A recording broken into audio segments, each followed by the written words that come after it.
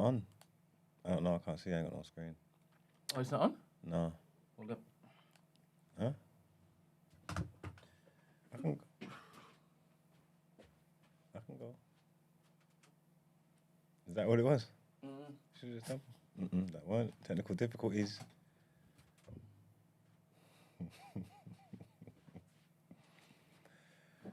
Good morning, beautiful people. It is Thursday, the 3rd of August. Welcome to TDA, the day after, your favourite news platform and the home of popular culture, as decided by you, the culture.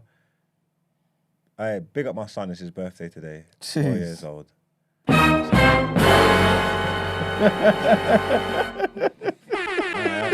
That's stored. That's stored, yeah.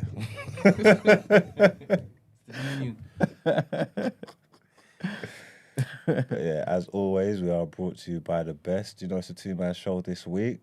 Shout out to everybody in the building. You want to introduce yourself? They call me E-Man, the pro-black activist, TDA producer and news analyst. And of course, the melanin is jam-packed. And I am your boy, Big Marks from the east side of the bridge, 6 foot plus, pure temptation, and all that good stuff. I've got a few announcements that I need to make. Is it pinned to the top, Brent? Yes. Yes, well, you know, we got our community, they're there, thriving, our new one.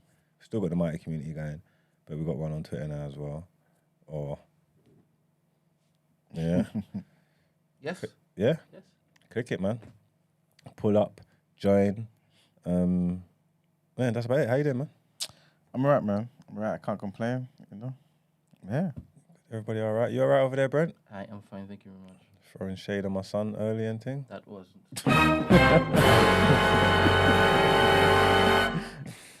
What have you got planned for him? Huh? Have you got anything planned for him? Nah, man, he'll be all right. I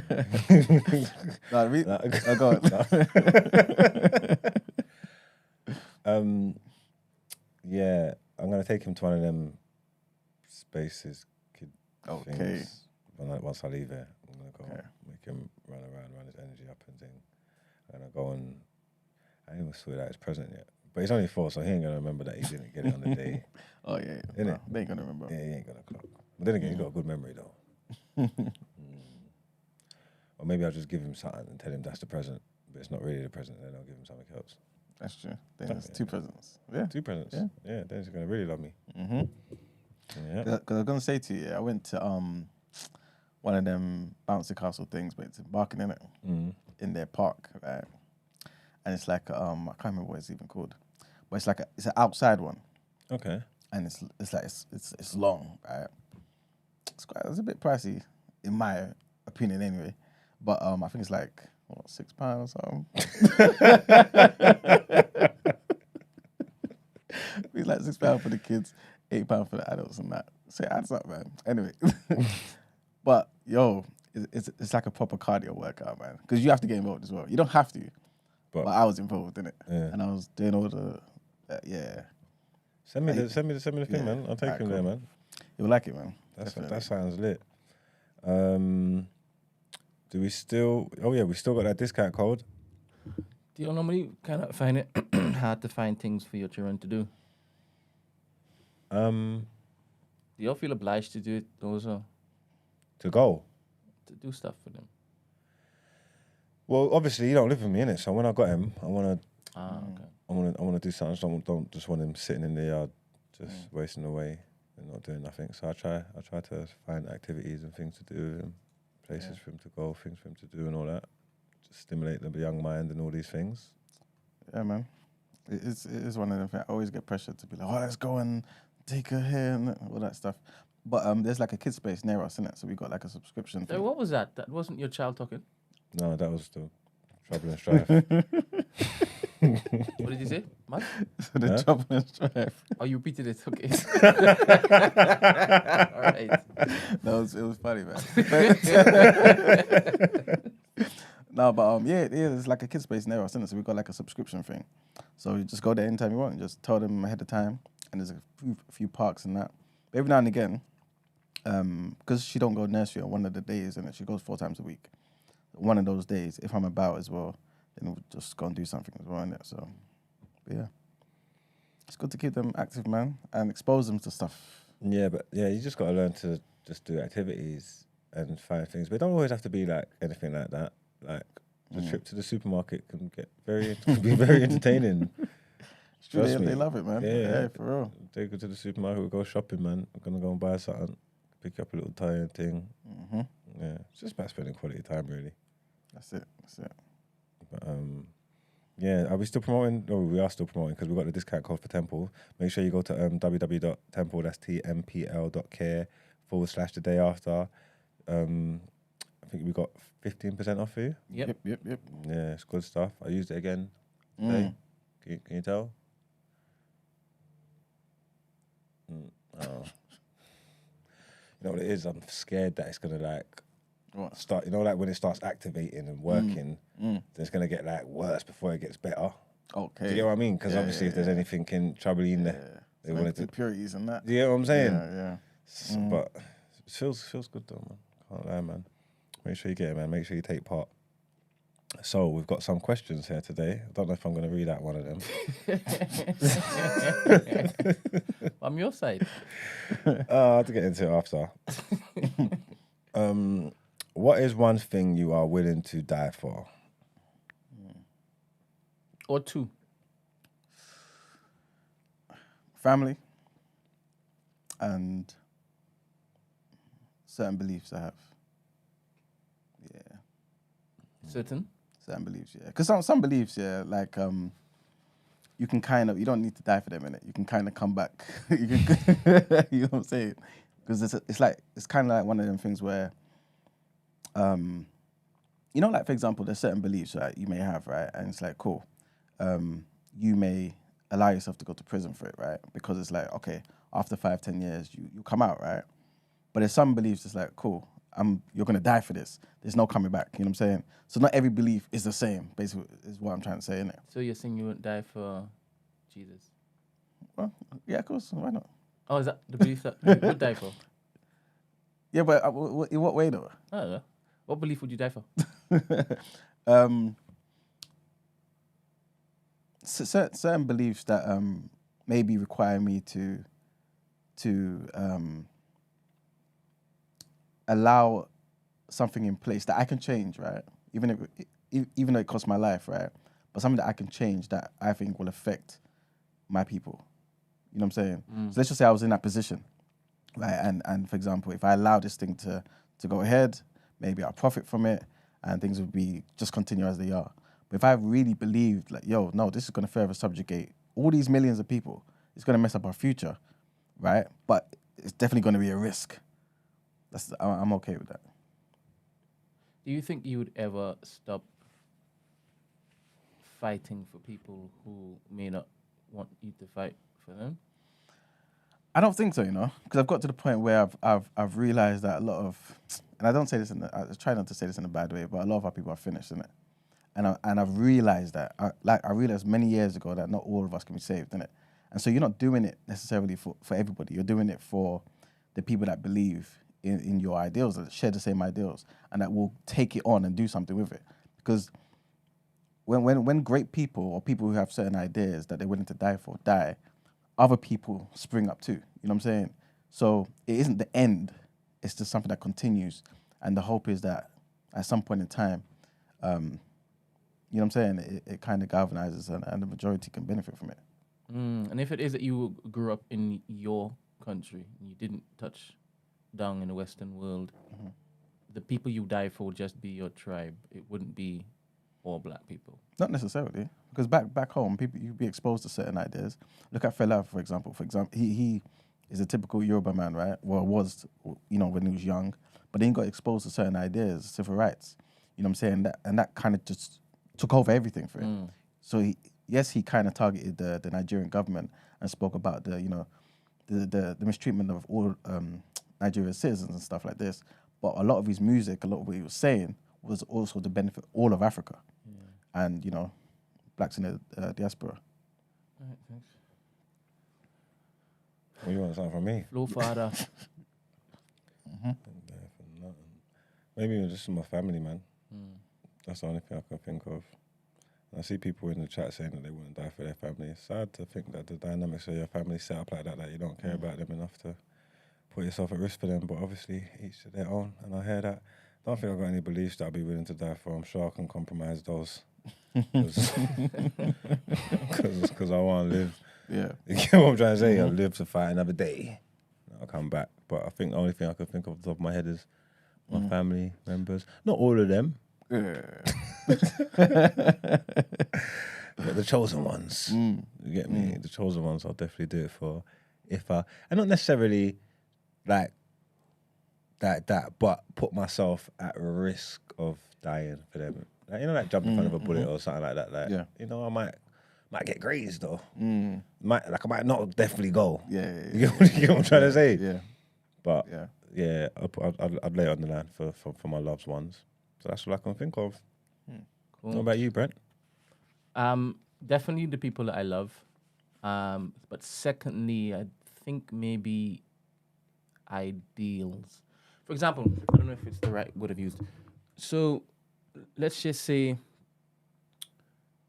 aliens come and threaten the governments, and then they wipe up the governments, and now it's like a dystopian aftermath, right? And we have to fend for ourselves. And it happens that you are now seen as a leader of a group. The rebels. Maybe, right? And one particular young boy, young girl has been stolen or abducted, and you've taken a group of people to go and get them back. And this person is about to die, right? And you jump in the way. No? I'm with you. So you said jumping away. Because obviously you could putting yourself, I feel like putting yourself at risk, leading the mission, going to get them, and putting yourself at risk of death is enough. You get me? Jumping in front of the bullet to save them defeats the purpose, because if you're the leader, then there's no leadership after the fact, then the rebels are 100%. screwed, innit? Let's remove jump in the way of a bullet, right? I'm more thinking jump in front of them to fight the person who's now looking to kill them, and the fight is ensued, and you just happen to die. Yeah, Because you lost the fight because you had a good swordsman. Yeah. Yeah, that's a risk you could take. I hear that. That's leadership though, man. You know what I'm trying to say? Like, So that's what I'm saying. I would die for ideals. Yeah. Okay then, fair enough. Yeah. I hear that. In those unique circumstances. I can see that one. We see, Mark, you said that you wouldn't like die for beliefs, yeah? Do you feel like there's certain beliefs that if put in a certain situation, you say, nah, I'm not prepared to die for this, you would struggle to live with yourself with?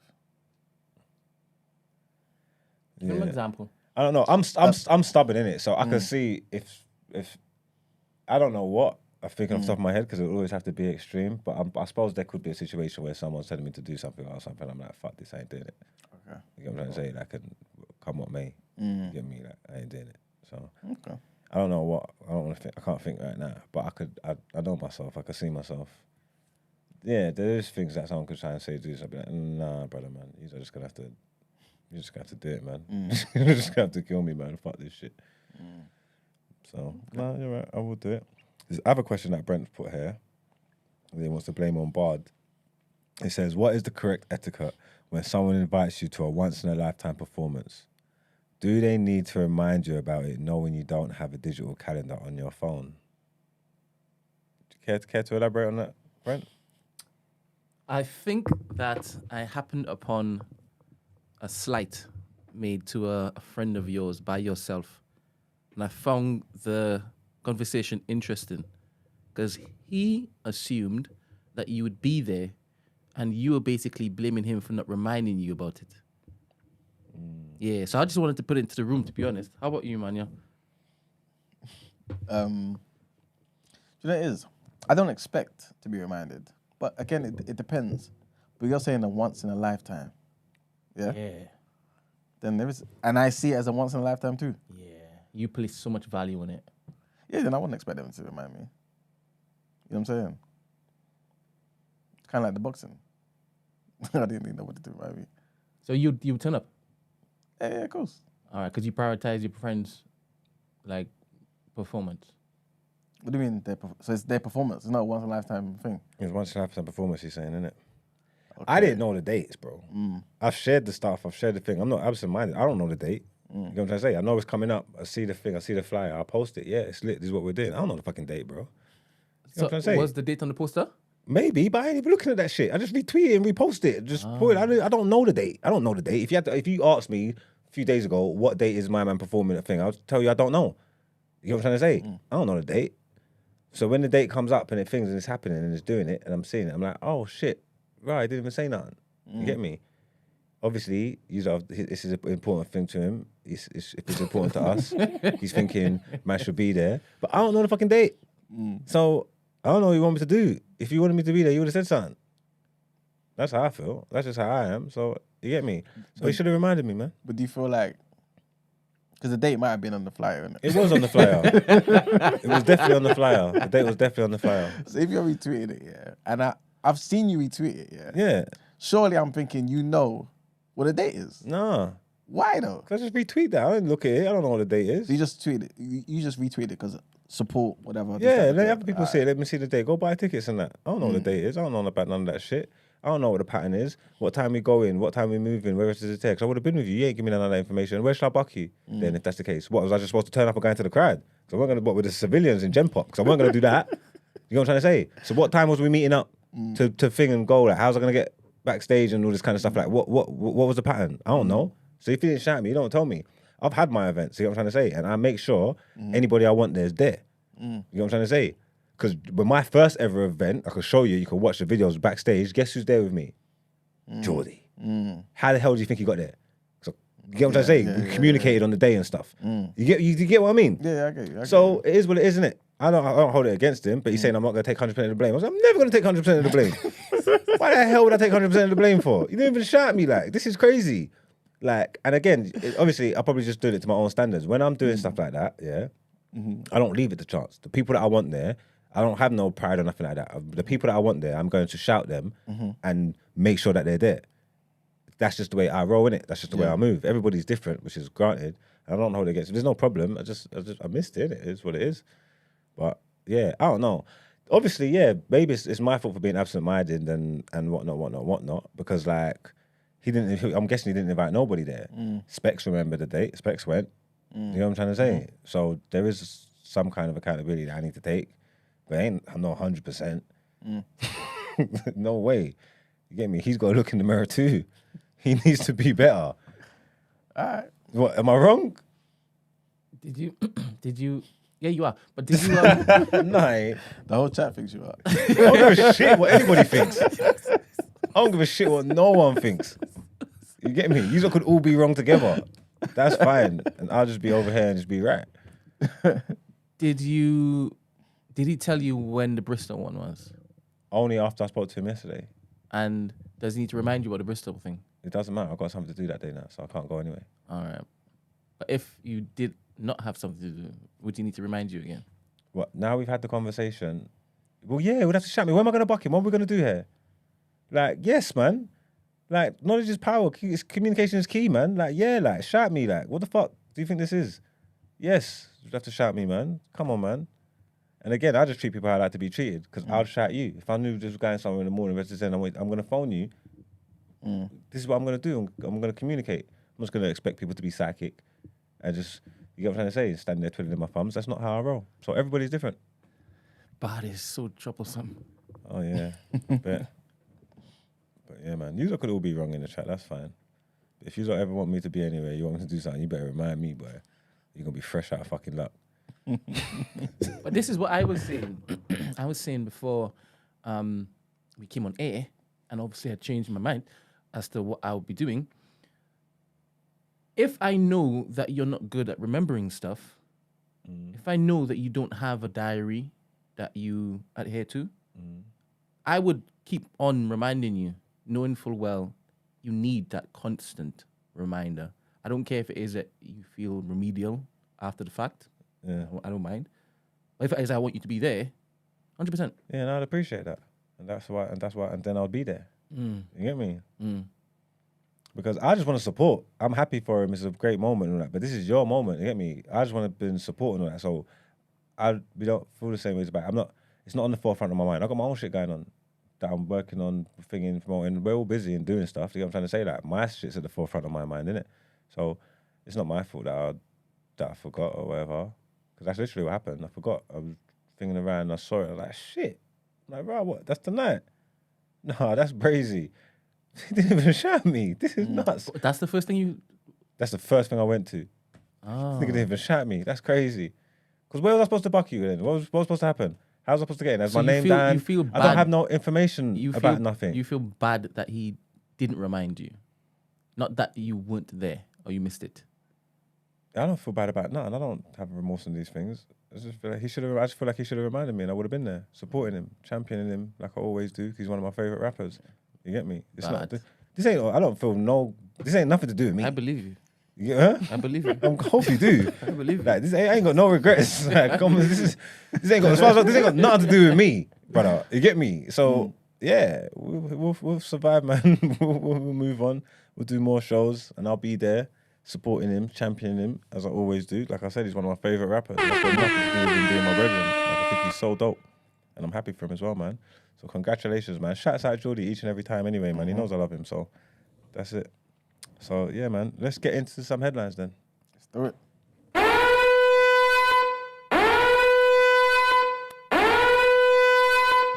What's that? Test the fire alarm or? Yeah, I'm testing some new stuff. Okay.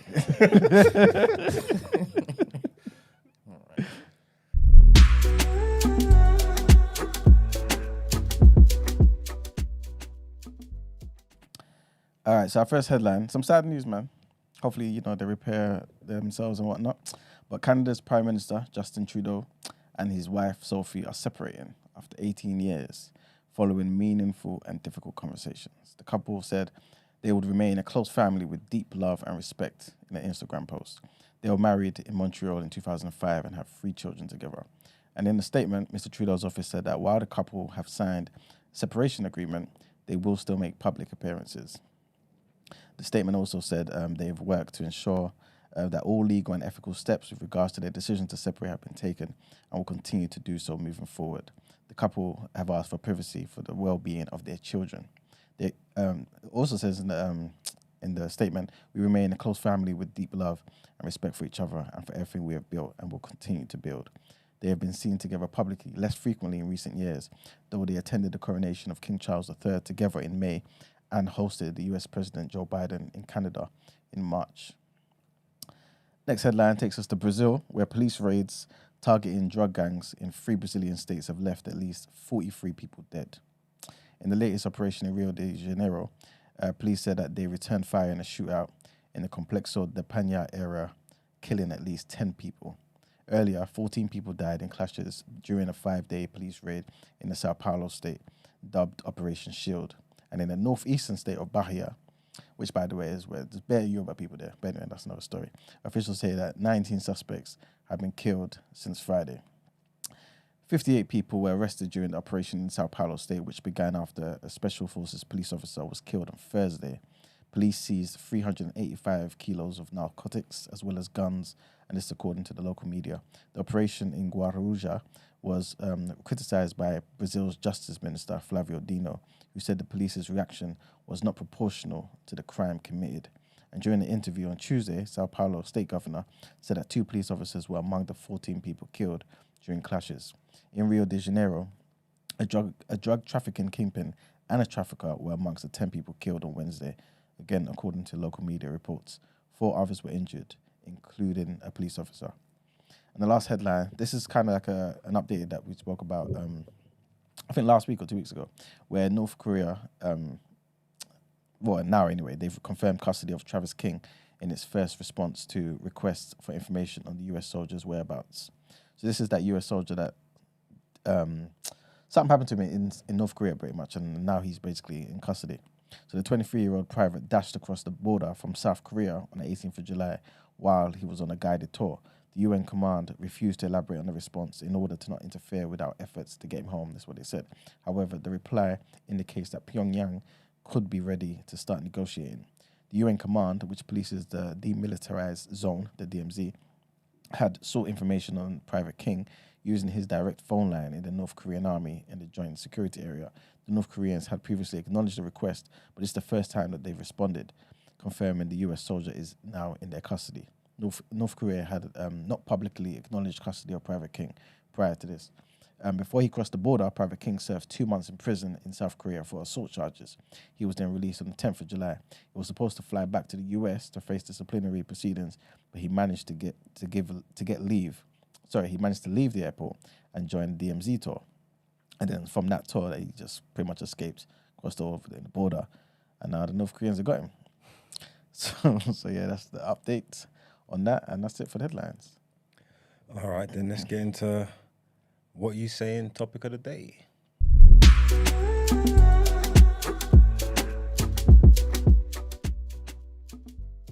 Of course I am. Always right. Even when I'm wrong, I'm right. You know what though? I did say that because Jordy was at the first live show with me, yeah, because I seen him with background in the behind the scenes, yeah, and I said that insinuating that I called him that day and made the plans with him, yeah. I actually can't remember who called who. That's what I did feel that that's what you were saying. That was what I was saying, yeah. But if I'll be honest with myself, I can't remember who called. I don't remember whether he called me in the morning or whether I called him. I can't remember. So I just want to put that out there because I'm an honest person. You get me? But again, anytime I got shit going on, I shout my people, whether it be the night before, the thing before, are you coming? Are you because that's just how I roll. So everybody who was backstage, you basically called to find out if it is they were coming? Everybody that was there, yeah, everybody that was there, even in the crowd, I made sure, like, running up to it. I'm not just, like I said, there's people that anybody that I actually wanted there, I made sure they was there. I gave them the opportunity to come and be there. I would contact them and give them the information, even running up to it. Yo, are you pulling up? Boom, boom, boom, boom. I'm doing all that stuff, innit? Because I want them there. It's nothing to do with them. This is what I want. So, yeah, that's how I feel. If people wanted me there, they would do that shit too. Get the call yet, man? For what? No, I've not got the call, Brent. Oh. The call for what? Talk to me. Talk to him. What are we talking about, Brent? You don't know? It's next show. He's talking about the No Baby show, isn't it? That's all the way in September. Yeah. You have time? Yeah, man. That doesn't make He's got a kid, man. I mean, I can't. If I make the call now, then his birthday's in September. See, that's what I mean. That's rude. I ain't gonna make. No, I'm talking about close to the date. I'll start making them calls in September. Like, you know what I'm trying to say? You know it's next week, right? You're pulling up. What do you need? I'm on all that. I can't do that now. And if you forget all that space time, it's too far. You have to tell me though, man. I have to tell you. Yeah, because you're gonna be there, bro. I hear that, but I'm gonna be filming too. But you need to let me know so that I make sure I'm there. I haven't got it in the calendar yet. Why is it not in your calendar? I've got 4 of Kelechis in the calendar for the rest of the year. Okay, put mine in the calendar, please, Brent. What date is it? September 10th. September 10th. Yeah. Time from? I want you put it in from the morning. From the morning? Yeah, you're done that day. You're cooked that day. That's crazy. Man said it's not in his calendar, you know? Crazy, right? That is wild. Right there. All right, got you now. All right, cool. All right. So, today's topic, is going to be based on the idea of homeschooling. Now, we kind of touched on this the other day, right? But I kind of want us to go into it a bit further and kind of briefly touch on another idea later on. And there is a bit of back and forth because of this particular bill that they want to get passed. It's called the Children Not in School Register, right, bill. And basically, it's basically a bill to place the duty on local authorities to maintain a register of children who are not in school and for connected purposes, right? So basically, like I was saying to you before, it kind of makes sure that they kind of keep tabs on everyone who's not at school and make sure they're registered, right? But some people are kind of believing that this is just a way for them to exert control on the people. Homeschooling, yeah. We're just gonna start off very light and basic. What do you think of homeschooling? What do I think of it? Yeah. Do you feel like there's maybe a bigger chance of people kind of maybe falling below the standards of like education, or do you feel like typically a lot of those people kind of do better? Like what type of ideas do you have in your mind? I don't know. I just think it depends, isn't it? Because homeschooling is not like there's a curriculum and stuff like that, innit? Yeah. So if someone goes to school, obviously everybody's different. People got different skills and different levels that they work at and stuff like that. But if someone goes to school, I know that essentially you all got access to the same thing, innit? Yeah. When you think of homeschooling, that doesn't mean anything to me because it's about who's schooling you. Every home's different. What are they teaching them? You know what I'm trying to say that? So I don't, just because you got homeschool, that doesn't mean it's going to be good. This doesn't mean it's going to be bad. Like, I don't know what you're going to get because I don't know what your parents are like. I don't know who these people are that are schooling you. So to me, it doesn't mean anything. It's just not like it could be. To me, it can mean anything. Basically, it means you could be an absolute dunce, or you could be the smartest kid in the world. Like, I don't know what kind of information these people are feeding you in. I believe maybe you might lack social skills. Or less underdeveloped in social skills and situations and having to deal with people if you're not in the school. Like, do you get what I mean? And yeah, I believe in that aspect. I reckon it could be development. I don't know whether that's good or bad because people pick up bad habits and stuff in school from other kids. But it's also just life experiences, just preparing you for being out in the world and being out in the workforce and all these kind of things. So in that sense, I think maybe that's where homeschooling will be lacking. But yeah, I just don't know. It depends on who the parent is. Okay. Brent, what about you? What's the first things that come to mind, like when you think homeschooling? And what do you think some of the disadvantages of homeschooling are? From your perspective, anyway. What do I think about homeschooling? I think it's cool if you have everything needed for that child that they would normally get in school plus more. If you don't, there we go. Good morning. Good morning, caller. Hello. Oh no. Your call back, maybe via WhatsApp. All right. Did you finish what you were saying, Brent? What did I say? Okay. Good morning, caller. Good morning. Good morning. Morning. How are you? Hi, sir.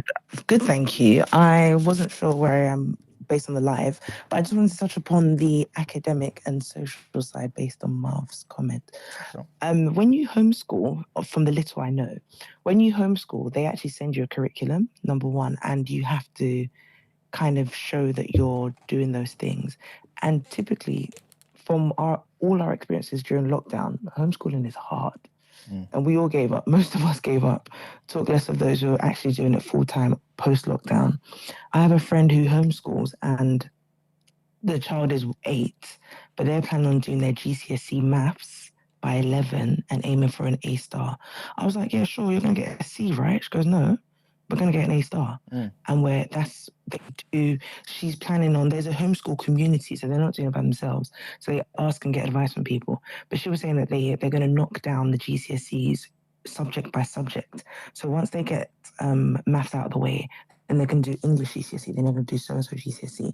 So they actually are just as academic as us. And really, if you look at schools, especially primary schools, they do like half an hour of work, an hour of work, and the rest is gathering people up together and the social aspect, as Miles was saying. But then socially, they have to get that aspect from somewhere else. So they might have communities, they might have churches, and then they just see it as a really good, intimate private school. So state schools where they have 25 to 30 kids is not their norm. But then if you went to a private school, sometimes there's only 10 to 15 kids in the class anyways. And you're only interacting with 2 or 3 maybe at a time. So that's what they would also have as well, if that makes sense. So they'll go to different things like maybe a after-school music club, a ballet club, and those things. But the mainstream academic side, the parents provide. But the enrichment side, they do a lot more than you'd get in a normal state school. So I follow a few of them on Instagram, and every day not every day, but they're out exploring things, whereas my child's in the classroom sitting down. And sometimes that's not even good for certain kids. Some kids have really low attention span, and you're making them sit down for half an hour, 45 minutes. And it might not be good for that particular child. Whereas if I was homeschooling my child who's got a short attention span but is really smart, he might get up every 5 minutes, but I can accommodate for that. But if he's in a class with 30 kids, he's going to look disruptive, and guess what? He's going to get in trouble and all those things. So there's pros and cons of it, but I think the parents are doing a hell of a good job that homeschool kids, because it's not easy. But the kids end up being academically maybe better because they get specialized time, and socially just as good because they'll also compensate with other things. Okay. So you mentioned how the pandemic made things difficult, right? Not necessarily made it difficult, but I guess it kind of made parents realize how difficult it is to kind of maintain that type of homeschooling thing, right? But according to the stats here, and tell me what you think about this, yeah. In 2019, there were registered 60,500 children as homeschooling, right? But in 2022, after the pandemic, it's gone up to 81,200, right? Do you what off the top of your head, what do you think the reasons could be for that? Maybe some of them realize, damn, I could do it myself. And also, so my friend that takes her child that homeschools her child, was saying that it's the best of a private school life, but I can't afford it because I've got 4 kids. Like that's 3 times £3,000 a term times 4. That's a lot for anyone. Well, not for anyone. Some people have that finances. But she was saying that it's a cross between getting that private school experience and paying and not for free. So I think if you've got the 20,000 extra kids, maybe those parents have realized, actually, if one of us stayed home and then I went to work or whatever, we could actually do it ourselves. Maybe they were successful during the lockdown, but I know I wasn't. So she's definitely going to school. All right. And the last thing I wanted to ask you, because this is basically where we're going with this, yeah. Do you feel like with this new bill, which, well, I kind of didn't even go into it yet, but basically, they want to give more powers to local authorities, right? They want to make sure that every kid who is registered, who is homeschooled, is registered, because apparently there is some people who are not registered, right, for whatever reason. And they're pretty much saying that there's going to be threats of fines. There's going to be a year-long imprisonment potentially, like for the worst of situations, fines of up to £3,000. They're going to be doing audits and making sure the standard is kept to a certain level. I'm going to go into more detail later in the show. But do you feel like this particular bill, to kind of make sure everyone's registered, is to kind of keep tabs on people and kind of control people and maybe kind of make it, kind of frustrate people so they just get them back into the public school system where they can kind of indoctrinate people? Because a lot of people are thinking this. Or do you feel like this is really just, for the good of it, like to kind of make sure that all these kids are okay, and in terms of safeguarding issues and things of that nature? I think they're bored because there's bigger fish to fry. Number one, it's hard looking after your kids. After 2 hours of your kid, you're bored yourself as a parent. So talk less of actually doing the academics. So anyone who's gone through the pandemic has realized how hard it was. So those who actually want to stick it out forever, that means they've actually are intentional. We love our kids, but kids can be annoying. So therefore, someone who wants to take their kid, my hat's off to them. And also, the government themselves in state schools don't provide the best education. Some kids are well behind that don't have SEN needs, so special educational needs. And you think, my child should be doing better. So I know so many parents that actually have to come home and top up the learning. So at times I thought, what's the point of me sending my child if I'm going to be doing the work as well at home? And she's 7. Why is she spending 6 hours there and you're telling me, oh, come home and read with her? I'm not saying I won't. But if the 30 minutes I'm doing at home is what you're saying would be enough, why is she spending 7 hours with you? Yeah, but do you think there would be a problem with them having a register or a collection of all the kids that are homeschooled? How? If you know where I am hospital-wise, if you can track my records hospital-wise, why don't you just, and also with primary school kids, you don't have any official assessments until year 6. So why must the other one have official assessments in year 6? I used to teach, and some of the kids that came into secondary schools, you're like, what did you do in primary school? So if you can't track normal mainstream kids, I know you then think, well, it's even worse. It'd be worse for us to track the homeschool kids, but they're probably doing better. They've got one-on-one attention with the parent. And primary school level education is not that bad. It's not hard. You can go on YouTube and learn these things. So if everyone's assessment is in year 6, why are you chasing up the other kids? They're not running away. There's no, I get what it's, if there's a social service issue, if you went to school on Monday, you'd be able to see, you'd be able to see if a kid's in danger. Yeah. So you run that risk. Yeah, so I think maybe the safeguarding issue is a risk. I don't think indoctrination is that bad because they're not trying to indoctrinate kids that much anyways in schools, I think.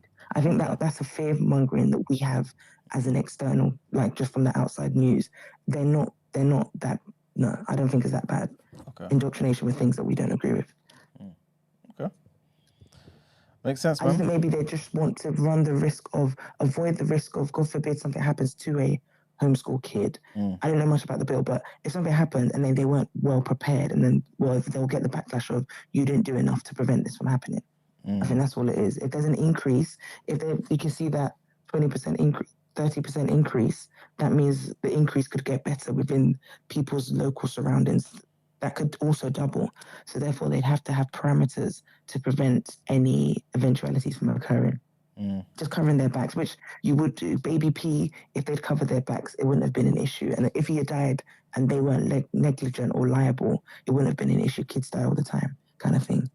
So I think that's what they might be trying to avoid. But they want kids out. Imagine having 30 kids and reducing it to 28. You don't want all them kids in school. Yeah. I was going to let you go, but I want to say this last thing, yeah. And Brent, I want and Marks to chime in afterwards, yeah. Like, do you feel like this maybe kind of is used as ammo for those people who maybe feel like this is the government trying to get control? Because apparently part of this bill they're saying is you're not legally required to have visits. So the whole safeguarding thing, where it's like, cool, yeah, we're concerned about safeguarding these kids, this, that, and third. But at the same time, I don't need to allow you to come visit me, number one. And number two, I don't need to provide evidence of work. You know what I'm saying? What, the work the kid's done? Yeah. So what's the bill? So what's the point? This is what I'm trying to say to you. This is what I'm saying to you. So why is it a case of you needing to know that I'm registering my school then? Sorry, my child then. Oh, but is the issue that the extra people are not registered, so we don't know where they are during the school day? Well, this is what they're saying. It's basically, that's what they're saying. But they're also saying they want to make sure that they're keeping on top of certain things. But how are they going to keep on top of things if, for example, they've not made it law, or they're saying they're not going to make it law to legally, make sure I can come and see these kids, or that you have to provide evidence of what these kids are doing? Because they're giving you the curriculum, right? And I guess they're assuming, as a parent, you're just going to do it. So what do you believe the reason behind this bill is? I don't know. I think there is some type of safeguarding thing, because I do think that some parents are kind of maybe vulnerable going through certain things, and they just keep their kids at home, or they don't care where their kids if you're go. vulnerable, the biggest thing you do is send your kids to school, because last they'll get free food, they'll get entertainment, they'll get friends. Forget the learning. I send my kid to school for not the learning, because she comes home and we do the learning more here, and she actually goes to school for 7 hours. But I'm still coming home to say, you must learn when you get home. Yeah. School is, to me, I see school as childcare. Interesting. So if those vulnerable parents who are off the rails, they just don't send their kids in all the time, but they send their kids in once in a while. Yeah. There's those safeguard issues with those parents, but they are not the parents that will actively say, I'm homeschooling a kid. Yeah. Yeah. The homeschooling parents are active, intentional parenting.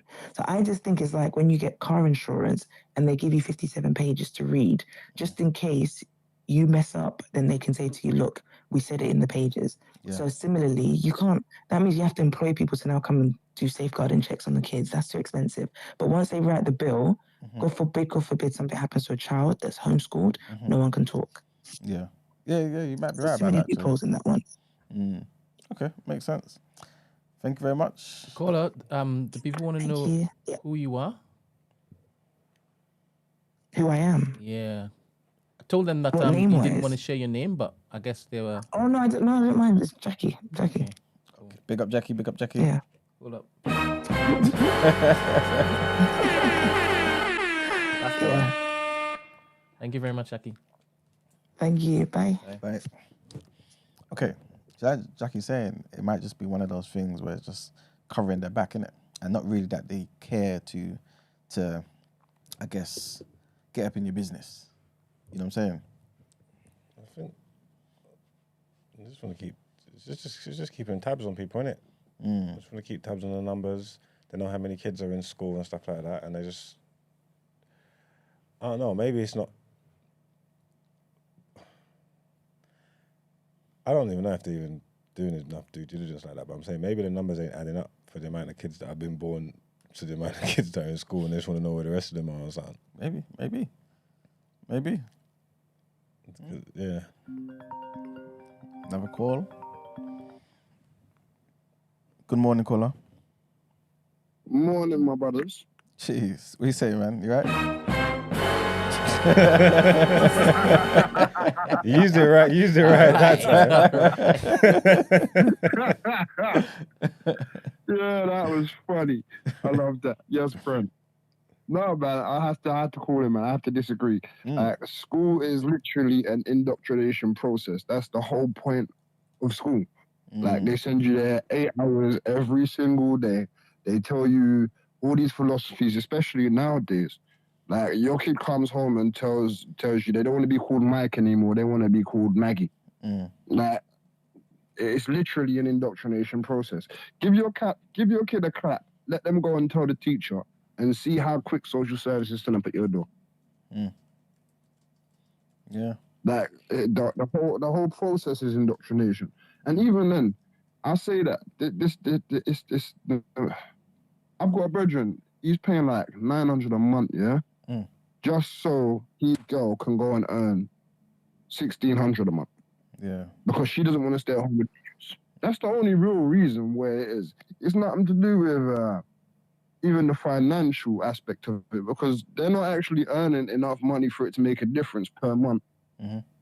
It's just that she don't want to stay at home with the youths, which most modern day women don't want to do. They don't want to stay at home with their youths. They don't want to stay at home and develop their kids and do them type of things there. They want to go on Instagram. And when they go on Instagram, they see their brethren going for the work drinks after work and that, and they want to go and join in. And that's the reality. So they don't want to miss out. Homeschooling is tough, though, man. People got a working thing. What are you saying? That should just fall on the woman, then? Yeah, traditionally it always has. Can you stand on that? Are you saying? Tradition. Are you saying? Tradition. Are you saying in terms of like looking after the kids, or actually like educating the kids, though? The education in terms of that part of the education of the kids, like that, the maths, the English, the writing, the little things like that have always traditionally fell on the women in society, and the men have showed their children the practical stuff that they need to be able to learn. Like, you're meant to, as a man, you're building your kingdom, right? You want your kid to do the same job that you do. Like, you remember how names developed back in the daytime? A Smith, for example, were Smiths. That was why they had the name Smith. And you would teach your kid to go and do the exact same job that you do. Yeah. Nowadays, what they've done is they've given us so much freedom that now your kid's going to choose whatever career they want to choose, as opposed to carrying on the tradition of what you do. Yeah, but tradition, I get where you're coming from, because I'm not even going to say you're wrong here, but don't you take into account that times are changing? You want to use traditions and things from hundreds of years ago, and the time that they were living in different times from us, bro. Like the world has changed, so don't we have to adapt with it? Kind of, but no, because everyone doesn't adapt to it. What everyone does is you go to school, you leave school, and you go and do a whole load of useless courses that you never end up using. You end up going to university, doing a course that you don't ever use, ever. Put yourself in thousands of pounds worth of debt, and then go and end up doing a job in the complete opposite industry because it makes you happy. So basically, you waste the best part of 23, 24, maybe even 25 to 26 years of your early life. Like, most of the education you need in terms of maths and English and stuff like that, right? You could learn within the first 8, 9 years of your life. You don't need to be in school until you're 18 years of age. It's that's because it's an indoctrination process. So they keep you in there for longer so that they can indoctrinate you. You're at the end of the day. No, go on. Go on. I was just gonna say, but you're talking outside of like the specialist subjects, isn't it? Like outside of being a scientist, a doctor, a lawyer, and all that type of things there. Yeah, exactly. All you're doing is learning how to be indoctrinated when you're in there for 18 years. I mean, what exactly did you not learn in the first 2 or 3? Okay. You know, that's what schooling is about. It's about socialization. It's not about building your kingdom.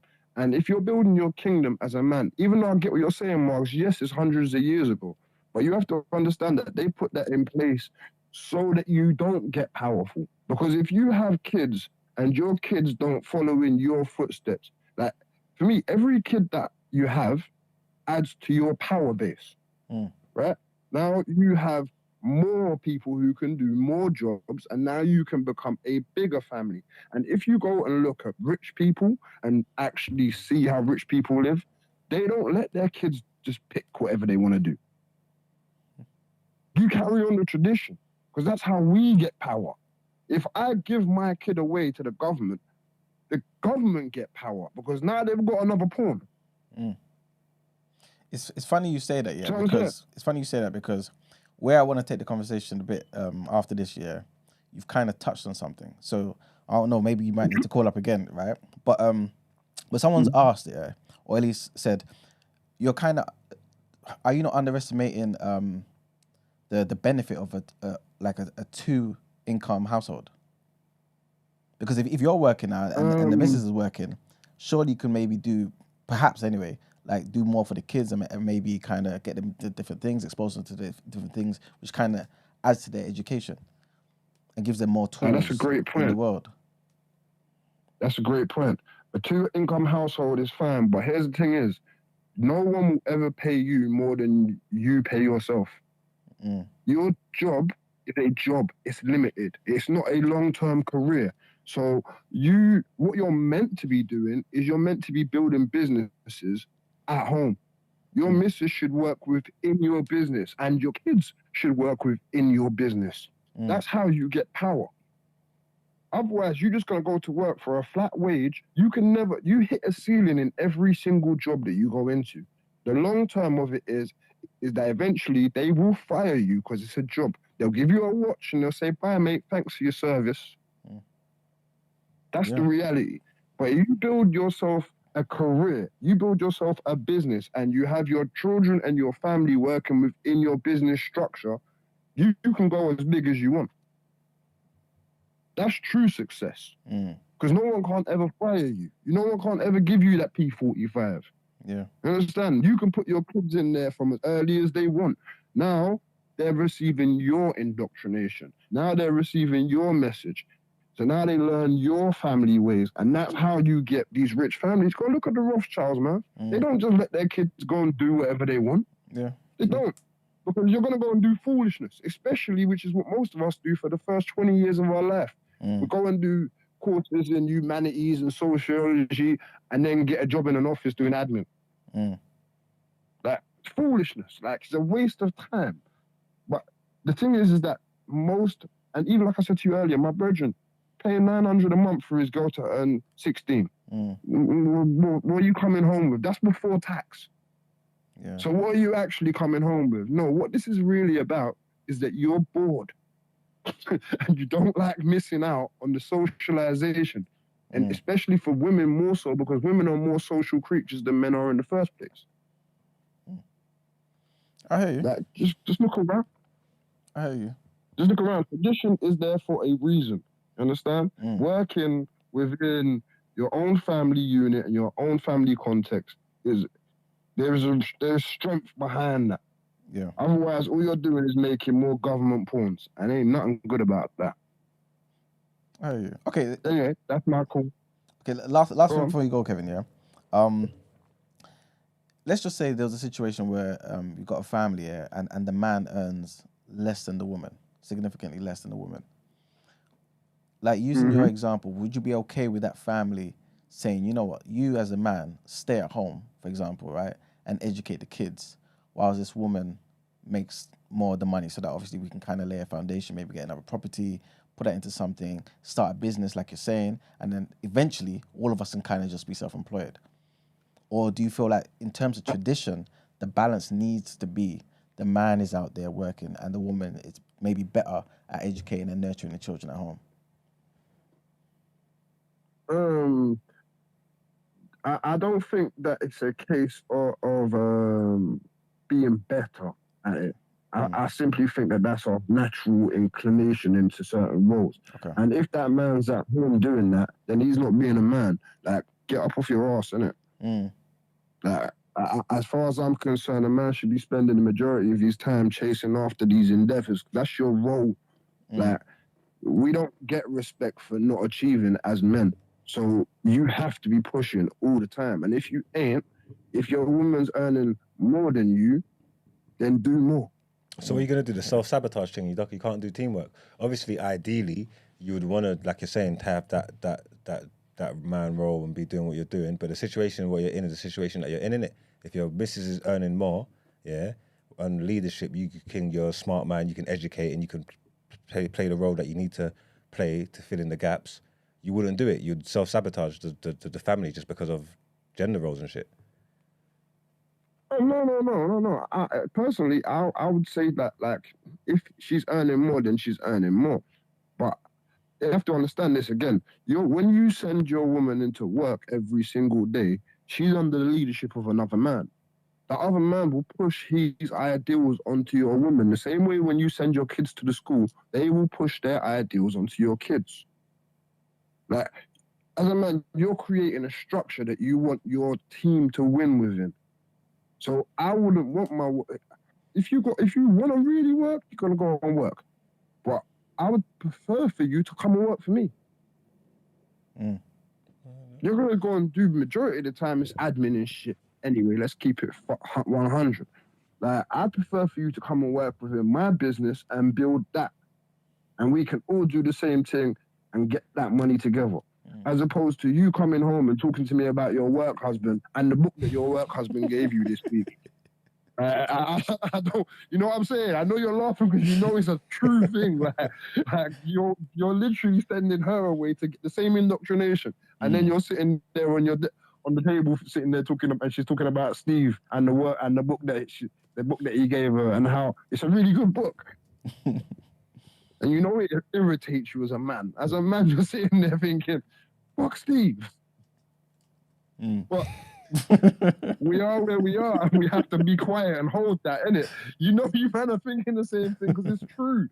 We all have to deal with this type of thing. And realistically, if you want to avoid all of that, you want to avoid the work husband, then you better make sure you provide the position for her to be able to earn money without having to go and get it from another man. All right, man. All right, Kevin, man.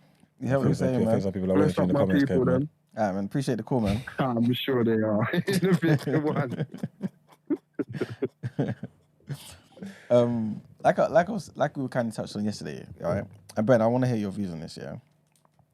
We mentioned before that, remember, it's not just those who are homeschooling who kind of feel threatened by this bill, innit, that's being proposed, but also faith-based schools as well, right? Because they feel as though, wait a minute, if we allow you to come and give us your curriculum and we don't teach something on that curriculum because maybe we don't believe in it, because it doesn't align with our belief system, our faith, what's going to happen?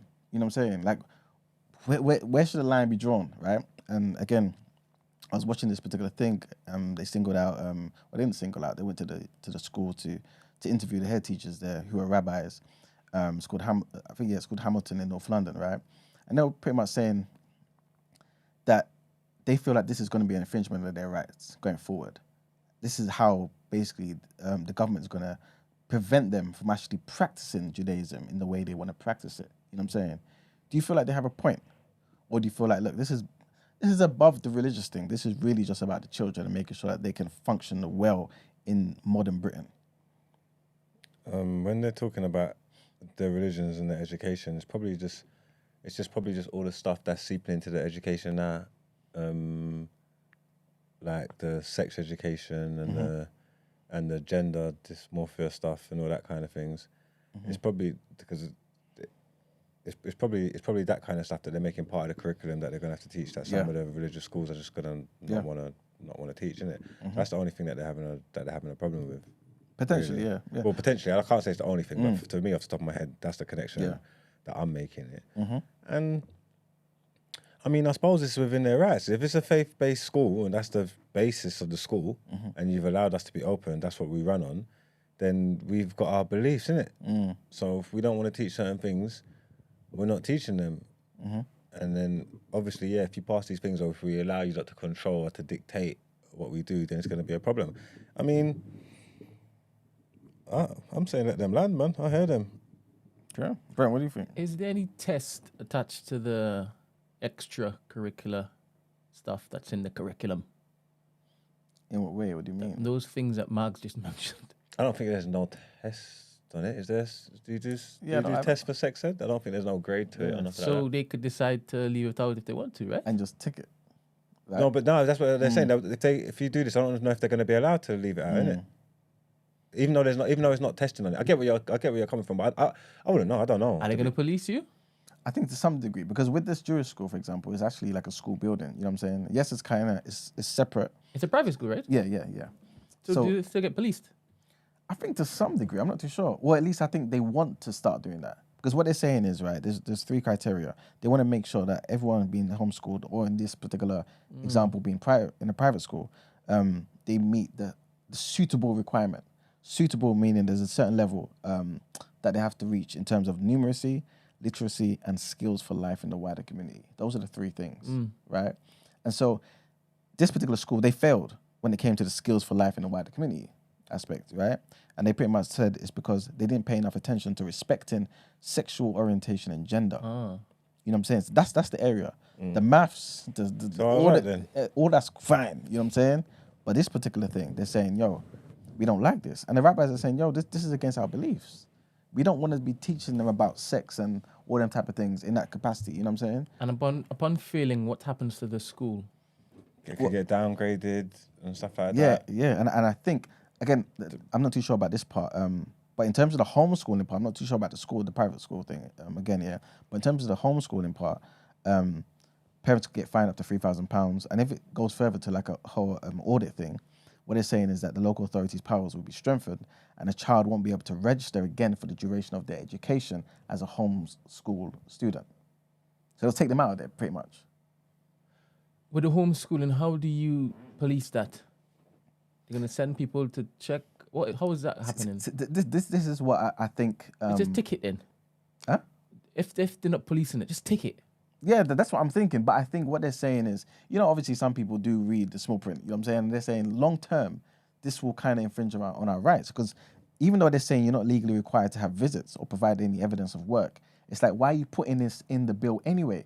Surely at some point in time, you're going to try and enforce it because we've accepted the bill. You know what I'm saying? So, and this is why, again, these faith schools are kind of scared that, yo, where are you guys going with this?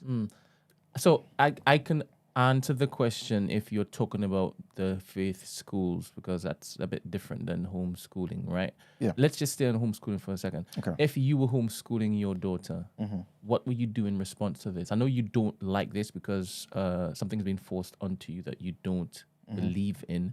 Yeah. What options available to you? Boy.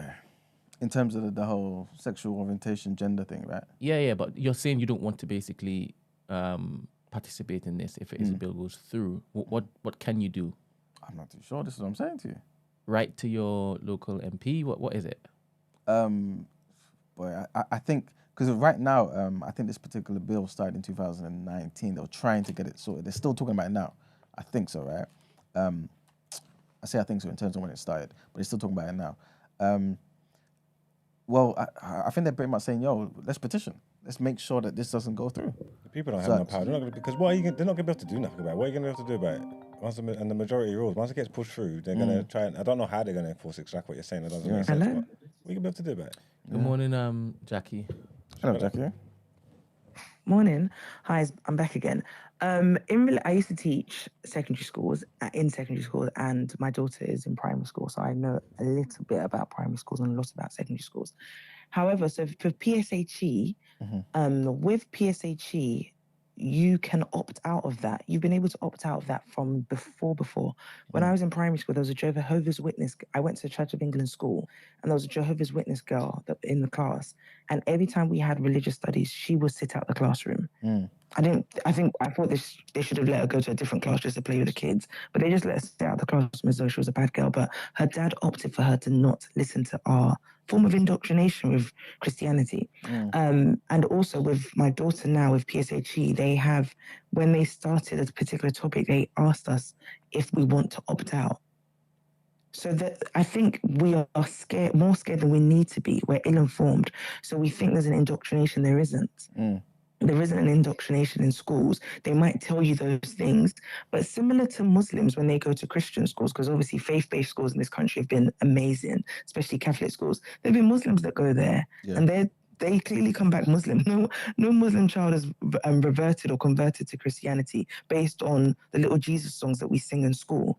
So therefore, we shouldn't be scared if, as a Christian, as a staunch Christian myself, and I believe in everything in the Bible, and I'm, God willing, to teach my daughter the same, I will also hope that I'm looking at the Muslims that went to Christian schools and think, what did they do in their household that allowed their kids to ignore what we taught them in schools about Jesus, if that makes sense. So there's ways in which this is the world you live in. And I think in terms of the respect thing with the Jewish school, you should teach that anyway. Every religion teaches respect. So you should teach kids to respect each other, everybody. But we don't agree with this, but this is what they've taught us. This is what the others do, or this is what the curriculum says that you should be aware of. And there's ways in which you do it. There's churches that introduce it to their kids so no one else introduces it to them first. So you can't run away from these things. There's only so much TV you can not watch. If you go outside and you drive by the bus stop, you'll see certain things that you don't agree with. So you can't shield your kids all the time. So if anything, you should be the ones to introduce it. So with the PSHE topics, I Googled the curriculum. I said, let me see the content. It was it said, I am changing or something like that, or it gave the wrong message to me. So I went ham with the research, and I realized they were just talking about your reproductive, because obviously they're 8, their puberty, pre-puberty and stuff. But I thought it was going the other direction. And I said, if it ever gets to that topic, keep my kid out of that classroom. So there's ways you can do it and to empower yourself. So back to the caller Kevin before. Middle class, I think these are middle class conversations, and I'm using the word class very loosely because a lot of the characteristics is very English or European, but just in terms of elevation with education and how a lot of us are from will be raising our kids in 2-income households, high brackets as well. You have to be intentional with parenting. You say that the middle class kids don't pick their own subject. They do. Rich kids are there doing design work. They're fashion designers. They do random things. Guess what? Because bank and mummy and daddy can afford them to do those things. However, as a young person, they indoctrinate kids in their own way. They make sure their cultural environment is rich. So they'll take them to piano lessons. They'll take them to see these concerts. So they've fed their mind with certain things that when they're older, it's like, do what you want to do based on the environment and the parameters I've set you to create. I've created for you. So he's wrong in that sense. I want people to know that everybody is intentional. People are intentional with what the area they live in. They'll make sure they live in highbrow societies. They'll make sure they then send their kids to schools that are similar to them. That's why people pay for private schools and stuff, because they want their kids to go to similar schools such as them, where parents are the same as them. So schooling is good. All are good depending on what you want to do, but taking your kids to mainstream school or private schools is also good. You just have to be very intentional, and that's it. So I think that caller is skewed on one end, and that's obviously his opinion. Yeah, Jackie, can I say one thing? Yeah, like you said, you're a Bible believing Christian. Yeah, in the Bible, I'm pretty sure there were times where God instructed like the Israelites to not kind of fraternize with other groups, right? And to not envy their ways and adopt their practices, right?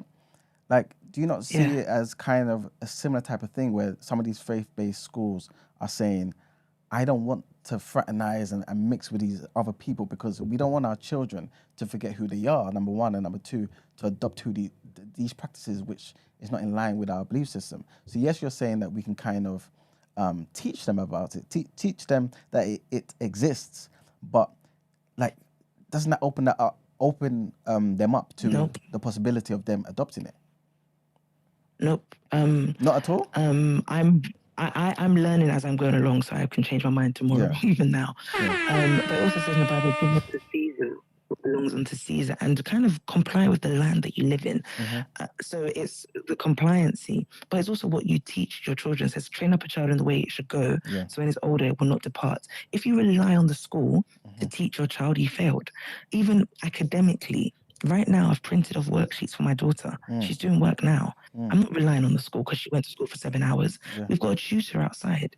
Do you hear what I'm saying? So you should never rely on the school to do anything. You should never think the school is more powerful than you to change your child's mind. I'm saying that also. When I worked in a secondary school, it was a non-religious school. The teachers were bashing the kids. They're like, these kids are so religious, isn't it? They were like, they were laughing and kind of mocking the kids. Like, they always have this high confidence and always have this random radical faith that they're going to pass the exam. And I thought, how rude of you to think that of them. But I was so proud of these kids. These kids were little gangster kids. When it came to exams, they had faith. And I thought your parents have done a good job. It's a non-faith-based school. So the parents are not saying, I'm a Christian, so let me send my kids to a Catholic school. But yet the kids still had that indoctrination of what they believed in. Bad breed kids, like they were still bad, they were still rude to the teachers, but they 100% knew what they believed in. And they weren't trying to let a teacher convince them of anything because they knew the house they came from. So anyone who's a caller listening, as a parent, if you're going to be a parent, it's your job to raise your child. Similarly with rich kids, middle class, upper class, they are very intentional of what area their kids go to. They are very, very intentional of who their kids are around. Exactly. If that makes, it's not even about race. So the intention, and they have money. Their money is their intentionality. Like, I'm going to pay £5,000 a month or a term to send my kid here. They could be doing something else with that money. And we assume that some of them have a lot of money. Now, some of them just sacrifice as well, if that makes sense. So the intentionality is there. So in the Bible, it says, don't be unequally yoked or whatever. But I think it could be different things. You teaching somebody something is not you agreeing with it. And I think that's the difference with religion and if you agree with something. So I don't agree with polygamy, but I can tell you about it. Shots fired. But if I endorse it, sorry to give, it's just because it's relatable examples, isn't it? So if I tell you about polygamy, that's not the same as me saying, go and be a polygamist. Yeah, so I think that's the difference. You can teach the child. That's what I'm learning now. You can teach the child about it, but the way you endorse it is different. So when people are like, but Christians are hypocrites because there are adulterers in the church, I think the difference is, because I think we all know what conversation we're talking about. The difference is you will still think an adulterer is bad. You'll say, that's bad. You're cheating. You're a side chick. That's bad. Whereas the other one, the people want you to endorse and say it's okay. Whereas I can say I don't agree with polygamy, but my uncle's a polygamist. So my child then knows as polygamy is there. Why would you want your child to be ignorant in the world? That's like us. Our parents taught us about witchcraft and all those things. They didn't endorse it. They spoke with a caveat of it's bad. Don't go and eat at anyone's house because someone could poison you because it's bad. So they taught us about witchcraft from beginning. We were learning African Harry Potter from when we were born. but you notice though, Jackie, we just knew not to do it. Yeah, but you notice, Jackie, like that comes with indoctrination because a lot of our parents are Christians, and it came with a lot of white Christian ideas because a lot of them say all of this traditional belief systems from back in the day is all evil. You know what I'm saying? Like, to me personally, I don't think it's evil, right? But again, the information didn't just come with just neutral information. It came with their opinion of it. And this is what, I guess, this kind of speaks to. And like you were saying before, the rich, for example, or those in the upper classes and whatnot, they pay X amount of money to keep their kids in certain areas physically, and also around certain people doing certain activities. And these activities are all typically with people who think similarly. So because they know it's going to rub off on each other. So to kind of say that, like, if they're in a school where it doesn't matter who's around them, this, that, and the third, and it doesn't matter what they're taught, all that matters is what you do, kind of teach at home. That's not necessarily accurate. You know what I'm saying? Because at school, they're there for 7-8 hours. I said what you said in the beginning. Okay. Because I said they are intentional about where they take their kids. Yeah. However, at the same time, you have to be intentional at home as well. Yeah. So there's a book by Malcolm Gladwell called Outliers. Yeah. Malcolm Gladwell, he's a really good author. And he spoke about a kid in a bad home, but in a good community there's a higher chance of him being good than a kid in a good home, but in a bad community because of the influence of the community. Exactly. So there is an element of how much you're influenced by your peers as well. Hence why I said people are intentional of where they take their kids. They move out of certain areas so they can be in certain schools. If they can't afford private schools, they'll go to a quieter school in certain areas. But best believe a lot of these rich private schools are religiously based, even though the parents might not even that religious. So there is that, they want that certain foundation. But we're going off the point here. But the main thing is being intentional. If you're going to send your kid to school, don't just send them to the nearest school that's in your area. If you think the schools in your area are not good and they're going to be airy-fairy with what they teach and indoctrinate their kids because of how the teachers even look, then you are intentional with moving out. That's why middle class, upper class people, they move. They move for the sake of their kids. You can't move because of, oh, I can afford a big house. Have you looked at the area? Have you looked at who the kids will be rubbing shoulders with? Because as you said, they've got 7 hours in there. Then I've got to do reverse psychology with them. But I think with Muslims, for example, back to that point, they know they're not Christians. Who told them that they were Christians? They'll go to Sikh schools on Saturday. They'll go to Muslim schools. If you look at Saturdays, a lot of schools are rented out by religious or faith, cultural-based schools. Turkish schools are on Saturday, Polish schools, Greek schools. There are so many Saturday schools, and every Saturday, those kids are there for 3-4 hours. And that's an indoctrination, that's intentionality of the parent. So don't think that we're just doing 7 hours. A lot of people are doing a lot more after that. 100%. So the little 7 hours, the playing that you're doing with your little 30 friends, Saturday, I'm going to teach you about Greek mythology or Greek religion or Greek language. So many of these non-British white kids go to these schools on Saturdays. And their parents pay for it. That's true, 100%. Before you go, this is the last question I kind of wanted to ask the guys in the room. We may make a topic of the day another time, But the idea of having a black school, right? In the same way, I know we kind of, me and Marks were talking about this the other day, but in terms, because there's Jewish schools that exist and Islamic schools, but in terms of a black school, does that sound like a good idea to you? Is that something that's feasible? Do you feel like that's something that we wouldn't do? No. I know you're talking something. However, because there's so many, because a lot of times we teach trauma, we teach the coming up. Whereas if you so when I went to King's College for my master's, the way they spoke to us, I thought, I'm going to be a leader. They were like, they indoctrinated us with leadership. They fed into us I didn't go to King's College for my undergrad. I went for my postgrad. But the words in which and the way they spoke to us, it was an air of pomposity whereby I knew that I shouldn't even apply for a normal job. After I do teaching, I need to apply for a leadership role because that's the training they gave me. So they indoctrinate you so well for success. Whereas I think sometimes when black people come together, the history we teach is always oppressive, and you are the oppressed, and there's June 19th, and then there's this and there's that. But there's so much more. And what is black? Because if you go to an Asian area, Jewish is based on religion and then the ethnic group, but it's also religion. They're teaching the Torah and the likes. And the Muslim schools is based on that. So if you go to black, I think it's too collective because I'm Ghanaian, I'm Ashanti. I want to learn about Ashanti history. I don't want to learn about everyone's collective history because that's too much. We're grouping each other together because no one learns European history. So why would you have a black school? But you could have a black excellent school where predominant like Harvard, how Harvard is. But then I went to SFX, St. Francis Xavier College in South London. And 33% were Nigerian, and I think 70% were black. And then the small other minority were Hispanic. But the excellence, I met the head teacher later on in life because I was a teacher and I met him. And he was like, it was in Balham, a really posh highbrow area. But he said no white people wanted to come there because it looked like a very black college. But he was saying the results are high. You couldn't get in unless your minimum grade was a B. You couldn't get a C to get in. And then also you were kicked out if you weren't doing well. If you were late too often, if you had poor attendance, minor attendance, they had electronic registers where they register how many minutes you were late, you were kicked out.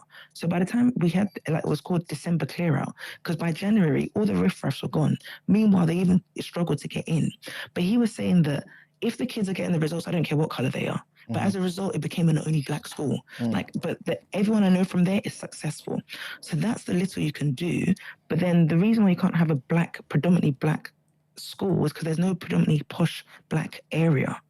So with Indians, you can go to, I forgot the name of it, Southall, or there's some area in West London that's very affluent Indians. And then you can go to maybe Barking, which is not as affluent. I think that's Pakistanis. But there's always an affluent version of an area for them. Yeah. So if you could look at Jewish, Stamford Hill, normal Jews, normal Hasidic Jews with normal money. You'll go to St. John's Woods in northwest London, money, shmoney. So they can have a predominantly Jewish school. They don't have to be intentionally Jewish, but you would come, by default, there'll be too many Jews for you as a black kid to go to. But then at least there's that predominance. So that Jewish in St. John Wood that might be taking their kids to watch a classical performance, classical music concert, the one in Stamford Hill may not do it. But if the caveat is not just Jews, it's a Jew from a certain caliber or certain class, if that makes sense. You know what the thing is, yeah, with this particular school in Hamilton, yeah, I don't think this is Jews from a particular class, you know. I think this is just like regular Jews, yeah. But even if it was, yeah, again, with the black school, you would get those who like, you know, black parents who can pay for it. You know what I'm saying? And my thing is, like you said, you used to be a teacher. Imagine 11 of you, right? Or however many teachers in the school, 20 of you, right? And we've got people who are paying to send their kids who are black to this school. Why would this not be a good thing? You know what I'm saying? Are you going to teach trauma? You're not going to teach trauma. You know what I'm saying? But it's important to know your history. You know what I'm saying? Again, like what history? What history? That's what I'm saying. What are you going to push? What black? They try to learn. What black are you going to push? Are you going? I told her, you're not American. Sorry, say that again. They tried to teach her slavery. They tried to teach her slavery. Rosa Parks. She came like, oh, mommy, brown people were at the back of the bus. I said, you're not brown. You didn't sit at the back of the bus. None of your family members sat at the back. None of your family members were slaves. We were my family were kings and queens. We're royal family, a royal line. So the curriculum, why must you teach? See, and then we watched Blackish, and then so at Juneteenth, I was like, that's not your history. It's nice to celebrate, but that's not your history. You don't have to celebrate Emancipation Day for anyone. You were not enslaved, my darling. That's the American history. So I don't even want her to visit a slave castle in Ghana until she's 16. Why must she know that part of history? White people don't teach that was also white people's history, and they never teach that to their kids. It happened to whites and blacks. What did? They were both part of the story. What did? The slave trade. They were both part of the story, but they never tell their kids that part of the story. Because their position was better. Their position was better. But that's even more reason to tell your story. Why must I always tell from a press? No, but you can just look at kids. You just look around and you can see, like if I was a white person, I could just look around and see us winning. This is white supremacy central. Like the entire That's globe. why I'm going to indoctrinate my kid to say that she's still from great heritage. But this is I'm what not I'm going saying to teach to you, about Jackie. Elmina Castle. But this is what I'm saying to you, Jackie.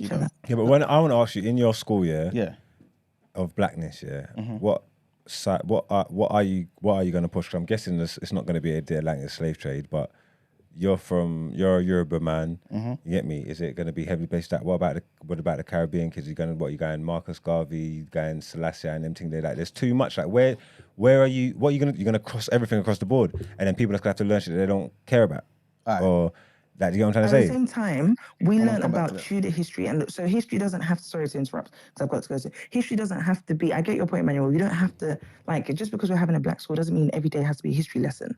But it could just be that you're with black excellence. So if you go to schools in America, in America, they have. If you look at some of the schools that some of the affluent people send their kids, it's predominantly black. But so if it's just based on affinity and some of the schools, so I would digress.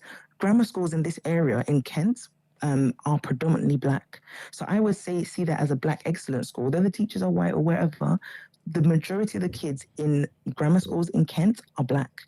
So that means the parents push for their kids to go. The parents are like-minded like myself. So I don't mind sending my kids to that school. Okay. Then just teaching the British curriculum. So that particular school, why don't you mind taking them to that school? No, I'm saying that if you have a school just based on, I don't mind if you set up a school for black people. I just don't think it will be as taken upon, because what area would you put it in, and then what standards are you going to create, and then what it is a free school that you could create. There's free schools that people create themselves. However, back to the grammar schools in Dartford, they are predominantly black because it's the black parents that are pushing their kids the most to go to these schools because they see it as a free version of private schools. I want my kid to go there based on the fact that she's with black excellent kids. But there are other negative sides of the school that I don't appreciate, but then I would send her there because of the demographics. Okay. Brent, I think, did you want to say something? Or no?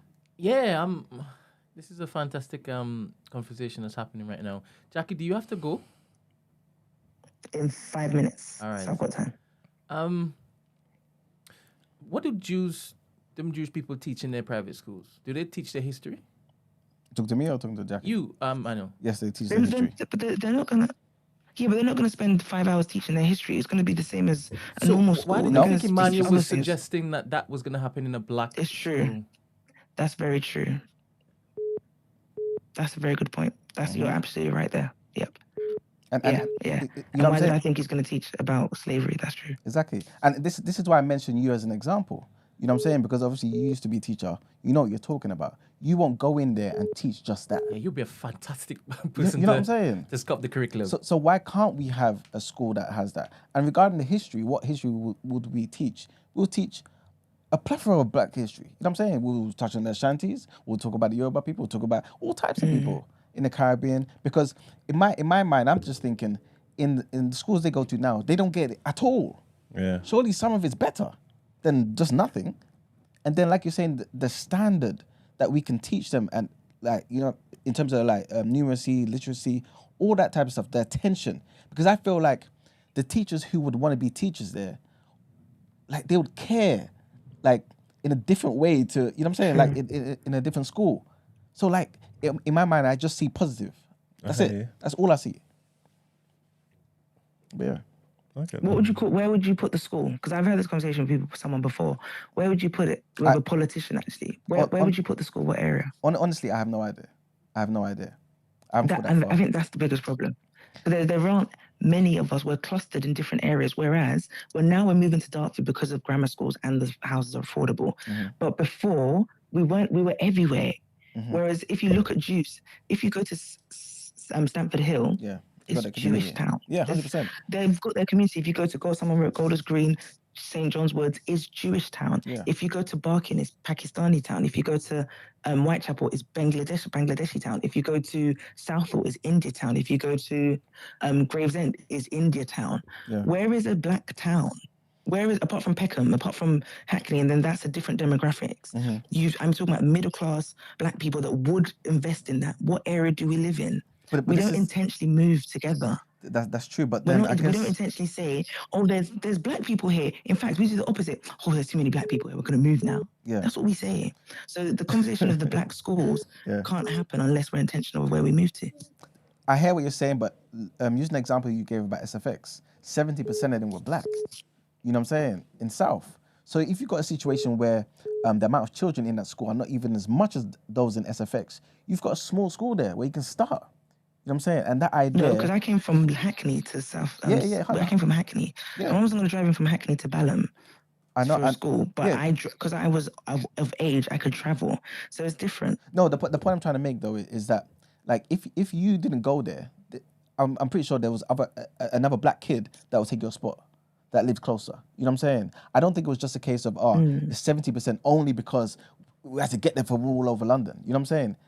There's enough black people in a particular area to fill up one school. You know what I'm saying? So we can start there, true. Have a certain standard, and then and just dream bigger, and just have more. True. You know what I'm saying? Like you said, a lot of us are moving out to Kent. So okay, maybe in 10 years from now, start one in Kent. Because I feel like there's just so many things here that we kind of complain about that the public system is just not giving us. You know what I'm saying? That we're kind of scared of because this, that, and the third. And the schools are just teaching our kids to be other than black. They are not, by the way. I disagree. I think I was scared before, but they're not. They're not teaching our kids that. If they're not teaching them to be other than black. I sent my kid to a religious school intentionally. The school is not I don't believe in Ofsted because I've seen schools and how we fabricate things. So therefore, I don't base it on Ofsted. I base schools on the caliber of the parents. So someone's like, go outside after school and see what kind of parents are coming out and see what kind of parents are dropping their kids and stuff. So that will give you an indicator of the school. Ofsted, you can lie, you can pretend on the day and get a good grade. You can know the person that's inspecting you and they will look favorably upon you. Same way that they didn't look favorably upon the Jewish school that they're saying that they're not doing well in the lifestyle aspect. However, you've got to be intentional. I sent her to a religious school. Yeah. I want her to sing Jesus songs, the Jesus assembly bangers. I want her to sing that. Whereas other schools that might have got a really good outstanding rating of Ofsted aren't going to do that. So if I'm trying to say I want to indoctrinate my kid with Christianity, why don't I send her to a religious school? Why don't I send her to a school, an area where there are I looked at secondary schools. So we moved to the area because I knew that secondary schools, grammar schools are really good in this area. And there are a lot of black people. I'm not trying to send my kid when she's 1 in 3 black. So one in 10 blacks in her classroom. Yeah. So the intentionality is there. And then also you can build communities the same way Indians build communities outside of schools. Yep. They send their kids to Catholic schools and they are still Sikhs, they are still Hindus. They sing the songs and they go home and they put I don't know what that thing is on their head. Yeah. They wear their turbans. They're not going to come and say, I don't want to be that anymore because of what I learned in school. But you have to remember. There's other... So I was just going to say, you have to remember, we're not Sikh. So there's a lot of issues they have that we're not privy to. A lot of people are having to deal with assimilation. A lot of these, our parents' generation are kind of worried. Do you know why they're dealing with assimilation? Why? Because they've been so indoctrinated in their home. No, because they've been indoctrinated in outside of their homes. You know what I'm saying? Because at the end of the day, why wasn't it a problem for their parents? They had the same type of upbringing. Their parents weren't struggling.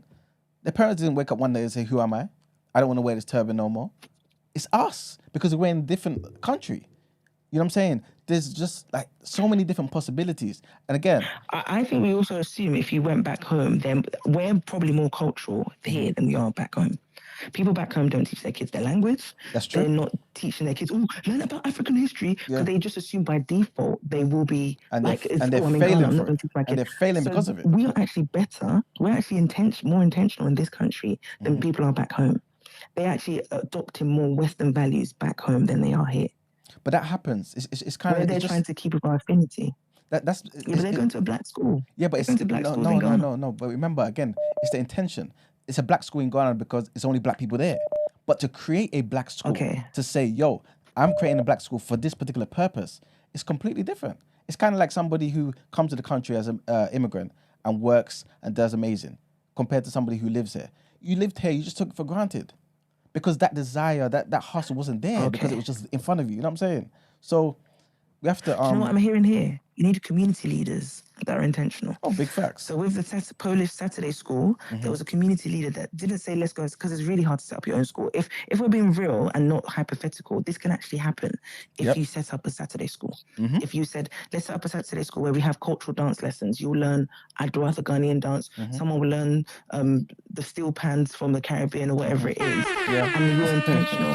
But it takes a community leader to start that. And then it takes community backing. So you don't have to start big, but you can start with those little things there. Precisely. And you don't always have to teach history. You can just teach excellence. So you can have a class with your friends. So by default, your friends come. White people come saying, it looks a bit black. I don't think it's for me. They'll naturally go. So you don't have to say it's black.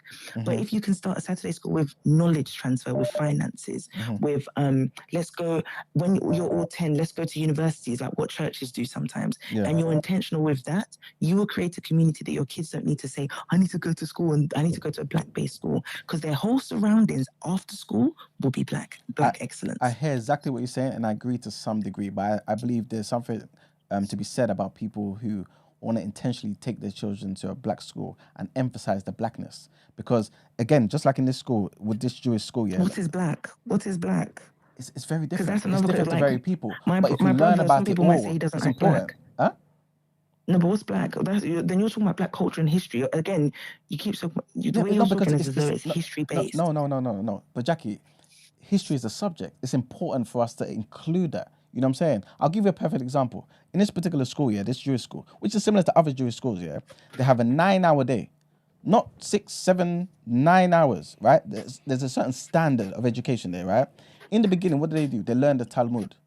That's important to them. You know what I'm saying? It's part of their identity, right? After that, then it's followed by the core subjects like maths, sports, and everything's there. But in addition to that, when they leave the school at 16 years old, before they get married, all them type of things there, they have to pursue advanced religious studies. Again, something that's important to them and their identity being preserved. Then after that, in terms of going out into the world, typically they're taught to go into commerce. So the thing you was talking about before about finance and learning this, that, 100% that needs to be included, 100%. But the Talmud there, the history is there. It's important. This particular head teacher here, he said, we've been around for thousands of years, right? If you read your history. And the only reason that we've survived until now is because of education. And once that is uprooted or undermined, we will lose our children. Education. As a whole, yes, but education, it has to include history. You know what I'm saying? It has to. And the history of the various different types of black people. Most of us are walking around aimlessly because we don't know where we've come from. You know what I'm saying? And so being here is very easy for us to assimilate. We will forget who we are. 100%. I've got a topic of the day for tomorrow, talking about assimilation versus integration, right? And how many of us today, we're kind of very lax in terms of getting our passports. Remember, after our generation's gone and we don't have a passport, our kids ain't going to be able to get no Nigerian, Ghanaian passport, you know. We're done. Yeah. Just British. We'll just be black British. Based on grandparents. We will be finished. But I think we will be black British. No, but we definitely will be finished because we're new people being birthed. Yes, 100%. It's a whole new generation being birthed. But it's important for your children to be Ashanti. It's important for them to be Yoruba. Therefore you must marry an Ashanti or a Yoruba to keep that. But if my child is mixed, there's nothing wrong with being mixed. But a lot of people are now educate them, but then also there's a new group of people in 2-3 generations time. They will be black British with African heritage or Caribbean heritage. There's so many mixed children now. But they should be armed with the history of where they came from. They can't be a lost black British people.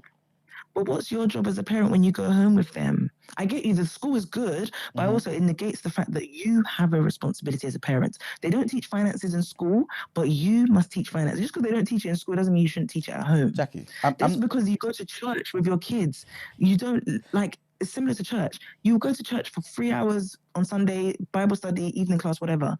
You must still indoctrinate your child with Bible studies at home. Jackie, I'm not saying you don't indoctrinate. No, I'm not saying because you take your kid to Sunday school, you don't pray every morning at home. I'm saying take them to Sunday school and pray at home.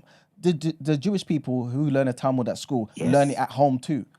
Do both. I'm not saying, parents, you're absolved of responsibility. I'm saying both.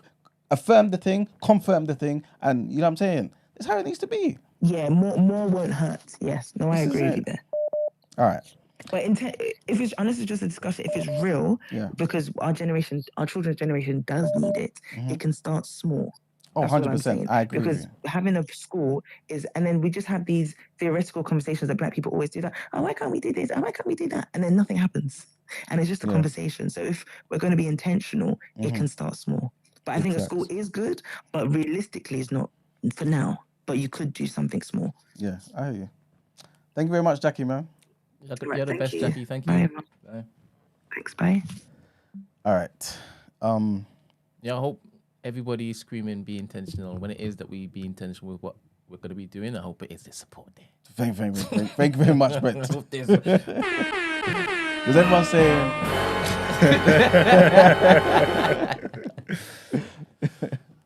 But yeah, man. Anything else you guys want to add? I feel like you did that. You could have went all day. That was a good conversation. Big up Jackie, man. But yeah, I think we're done with the topic of the day. All right, let's get into some head now.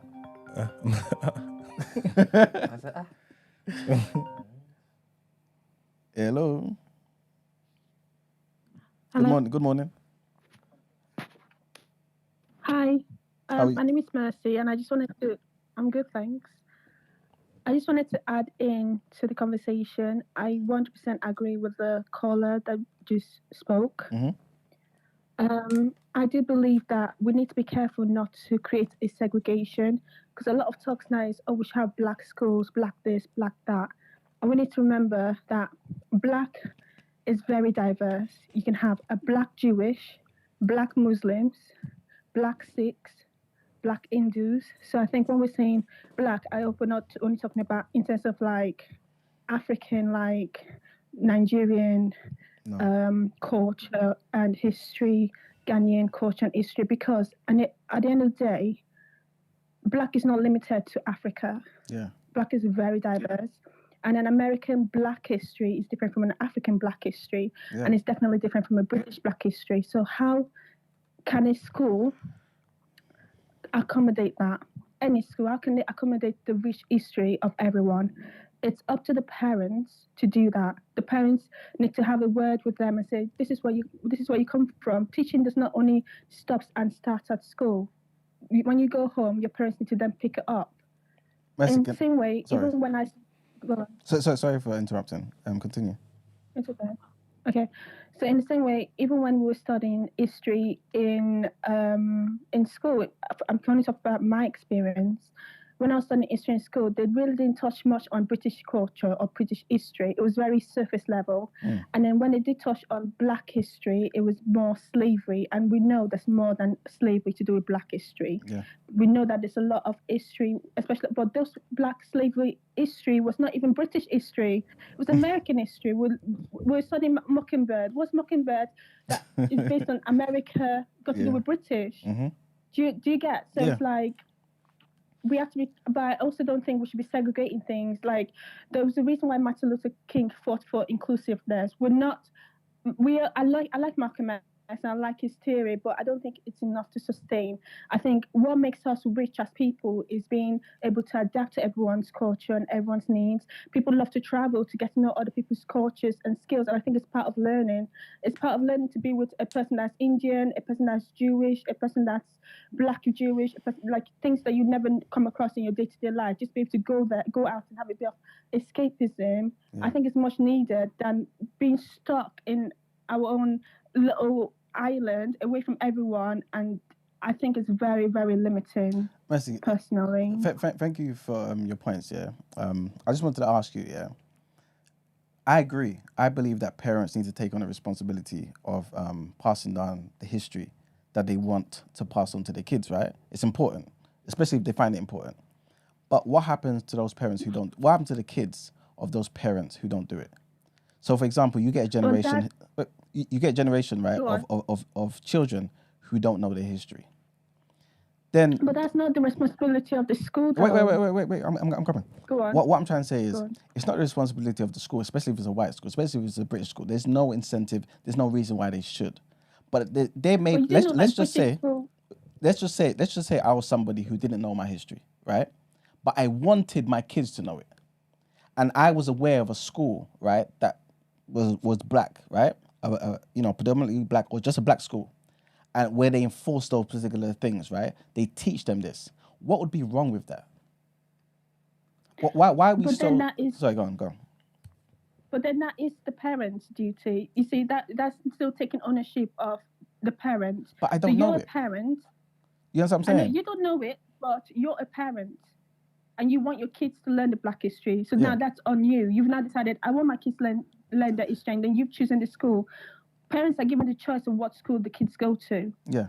So if you feel very strongly, I don't know the knowledge, but I want my kids to have knowledge I don't have, and you've taken them to the school, that was your responsibility, and that was you. You've done that, and that's your responsibility. That's what I'm saying. Some parents, like for me personally, if I had a kid, I'm very blessed. I've got grandparents, and I do understand some people. I've got parents of my own, and I do understand some people, for whatever reason, don't have parents to pass on the knowledge. But if I had a kid and I don't have any knowledge of my history, I do have a history though. Even though I don't have the knowledge of where my parents came from, I know where I come from, because I know that I might not have been told about everything to do with Nigeria, but I am still British, so I still can learn about Nigerian culture, but I was raised in Britain, so I can understand that, okay, maybe I don't know about my Nigerian culture, and plus don't forget there's Google, so I can research on it, but it's not the same as being taught. But then I can then decide, I want my kids to have a richer knowledge than I can. So if there's a way I can find a school that I can do that, I will do it. And then there's university, there's so many steps along the way. Isn't that what I said, Mercy? That you can learn the skills. Isn't that what I just said? that if you don't know, but you want your kid to have more information on that particular history, you look for a school where they'll learn it. What if that school is a black school and they learn it there? You know what the thing is? Again, I don't want to put anything on you, right?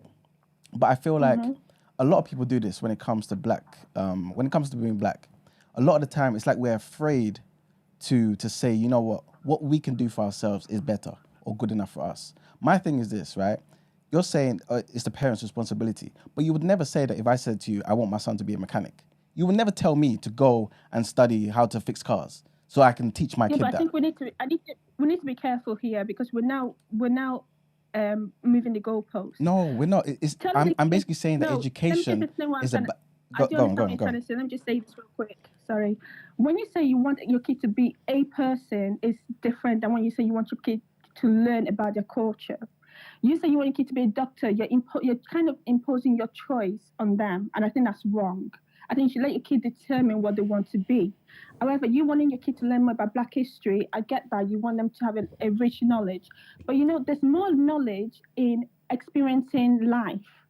There's so much... You say it's wrong to push your kids down education choice or something. You say it's wrong. Yeah. So...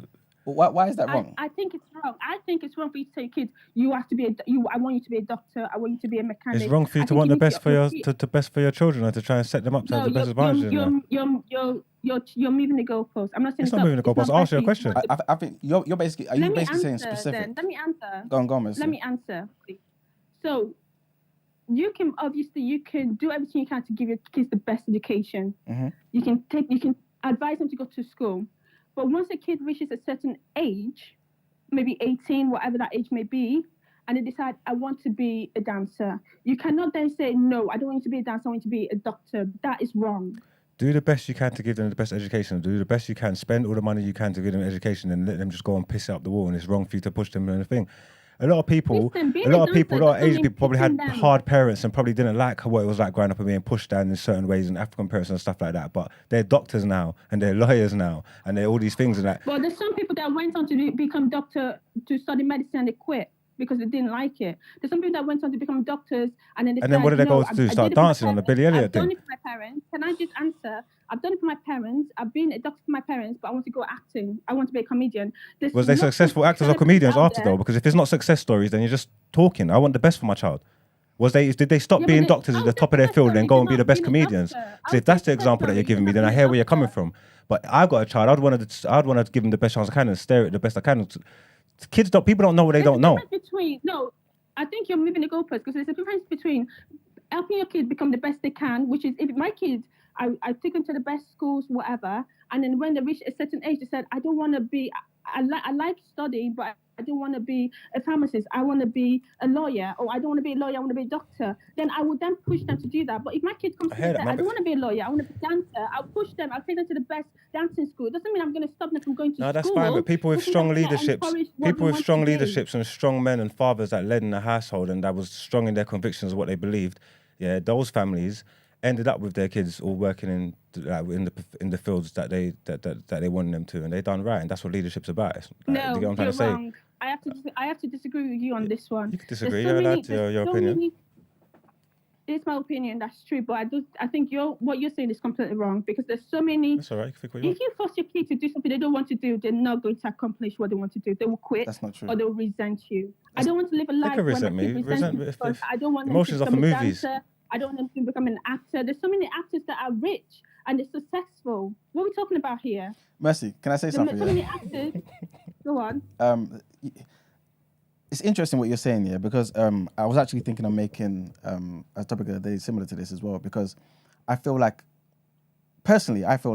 more kids, right, or more people be more productive, more successful, and more happier if their parents actually guided them from day one into something. Because a lot of this, choose what you want to do, I'll leave it up to you. A lot of the time, it results in nothing. It results in going to uni. Wait. One second. It results in going to uni and ended up with bloody 30K of debt and saying you want to work and do something else. It results in people doing all types of stuff. And again, I'm not begrudging people to kind of figure out what they want to do. I believe in the freedoms, but I also believe in productivity and the outcome. You know what I'm saying? And again, this is why I brought up the Jewish school. listen to their structure, right? Yes, some of them kind of move away from their faith, this, that, and the third, but many of them don't. They learn the Talmud, they learn their history, but on top of that, they learn how to be productive citizens in the world, not just in their communities, you know, in whatever environment, whatever country they're in. And most of them, listen, most of it's not something to disagree with. It's a fact. You know what I'm saying? Like most of them go into. I have to disagree with you on this one. It goes into most of them go into commerce, right? Again, I'm taking my information about this Jewish school from what I'm hearing from the headmaster of the Jewish school. That's why I said it's a fact. That are black. I'm not talking about the black Jews. I'm talking about Hasidic Jews. Because when's the last time you saw a black Jewish school? You've never seen it. But why do we, that's what I'm trying to say to you. I think we're moving the goalposts and I think we're changing the conversation now because the conversation was about black schools. Yes, yeah, but it's because you were talking about other things, that's why. But go on, okay. Yeah, we just moved away. So okay, let's take us back. Take us back to where you're coming from. Yeah, let's go back to basics. I just see where you're coming from in terms of like it's healthy to be to have a black school and we can formulate our own program and our own education. I do get that. However, I also disagree with you because I feel like there's only so much that education can teach you. You learn more from life. You learn more from experiences. Yeah. There's so many things that you can learn from a black person, and you can also learn from a white person. Of course. Not all white people are the same. Not all Jewish people are the same, and not all black people are the same. A black American has more history and more familiarity with a white American than they do a black British or a white British. And certain things that teach in schools are not good for us. But the conversation should not be because we're not happy with how they're doing it. Then let's segregate ourselves. It's not segregate. It's not. Again, Mercy, yeah. Mercy, it's not about. I think. Go on. Yeah, go on. The point. Instead, I think the conversation should be, let's integrate. And we can say that by integrating that is big things happening. We had a black president. No, we had a black president of America. Do you think that would have happened if we were segregated?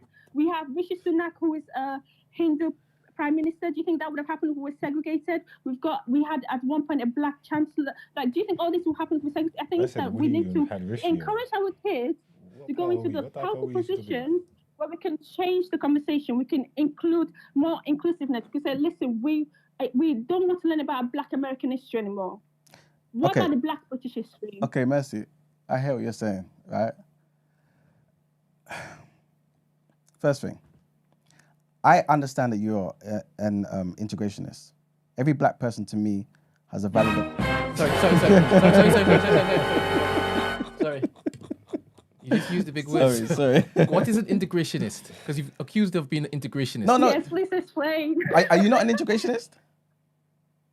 I don't like to group myself into like a box, so I don't even know what that word means. So you need because you said that you want us to integrate. That's what you said. I'm using your word. So somebody that kind of, for us being part of the society in every facet, basically, right? Yeah, I don't think there's anything wrong with that. No. Again. I didn't say there's anything wrong with integration. Like you said, Martin Luther King wanted integration. Right? He had a dream. Yeah. He told everybody about his dream. And his dream came true. It definitely has not come true. It has not come true. Barack Obama, Mercy, I'm 100% serious. It has not come true. Rishi Sunak? Yeah? After Barack... that came true? So after Barack Obama, what did that do for George Floyd? What did that do for George Floyd? Are you serious? I respect her getting her shit off. Get your shit off, Mercy, man. Don't listen to this. No, sorry. Mercy, get your shit off. You go, girl. No, sorry. I'm not trying to be argument. I hope you don't think I'm trying to be not at all. Not at all. Like, I'm appreciative that you called up, man. For real. Okay. I just want to say. Yeah, 100%. I just want to say though, yeah. And the reason why I said that I believe that you're an integrationist is because of what you're saying. And again, I respect it. I have no problem with it. This, that, and the third. We just have to, agree to disagree. Me personally, I'm not for anything that I believe isn't for the benefit of black people. That's my priority. If integration is for the benefit of black people, I'm for integration. If separation is for the benefit of black people, promote our children having a proper life, having a proper future, then I'm for separation. Whatever is for the betterment of black people, African people, people from African descent around the world. That's my main priority, right? That's the main thing I care about. And I believe that when we forget our history, right? Yes, the vast history that it is, whether it be, you're talking about the Dogon people, the Yoruba people, people from Angola, Mozambique, all the way to Trinidad, to Jamaica, and North America. I don't care what it is. I believe that we need to know something about history. In schools, we're not being taught it. Is it upon the I agree, yeah. Is it down to the parents to teach it? 100%. I believe we should. It's incumbent upon the parents to take that responsibility. But some parents don't know it. Like you said earlier, you don't necessarily know a lot about Nigerian culture, about Yoruba culture, maybe the Igbo or Benin, whatever it may be. But there may be a school that caters to that. And I don't see anything wrong with that. Again, the school is not there to try and teach black supremacy. It's teaching everything. It's having a high standard, but it's also highlighting the importance of black culture, what it means to be black, understand your contribution and your place in the world. Don't forget that where you came from. Remember why you're here. You should look around and ask yourself, I'm only in this country because of certain events. Certain events. What are those events?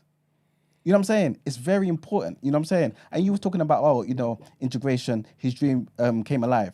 Again, a lot of people talk about Martin Luther King, but they don't know the full history. He was killed because, at least in my opinion, right? He was killed because he started. Wait, Mercy, one thing. Mercy, wait. Have been killed. Mercy, 1 second, please. You can't just say he was killed because he was black. He was killed because he was black.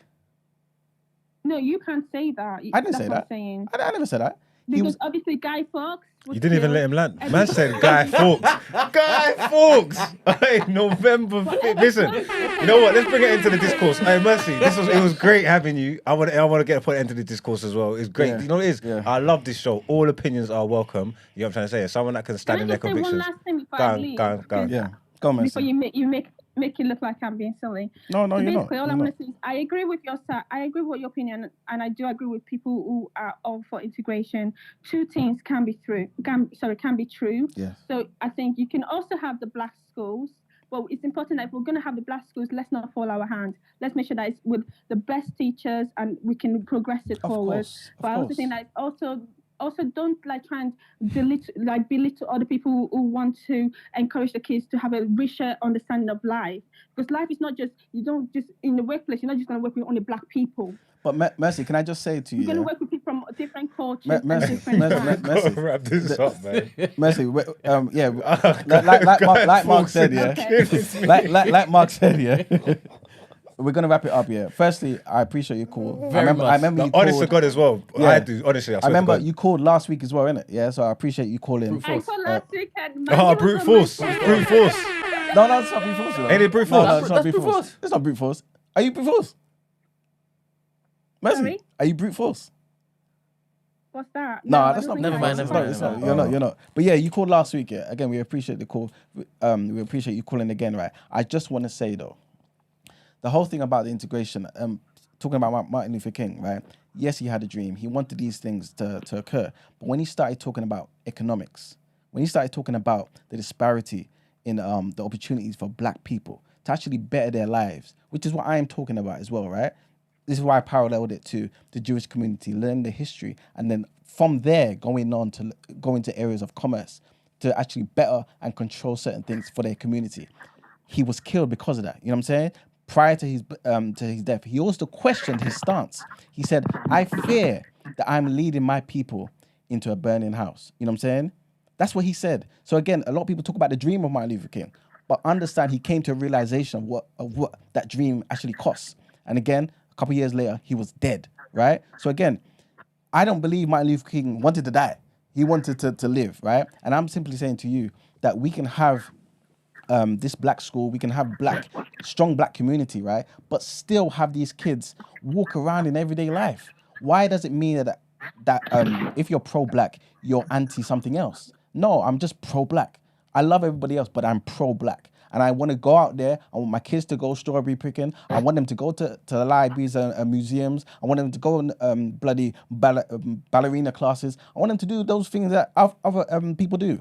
But I want them to remember they are black and to learn what it means to be black. And they don't get that in schools and they don't get that from parents.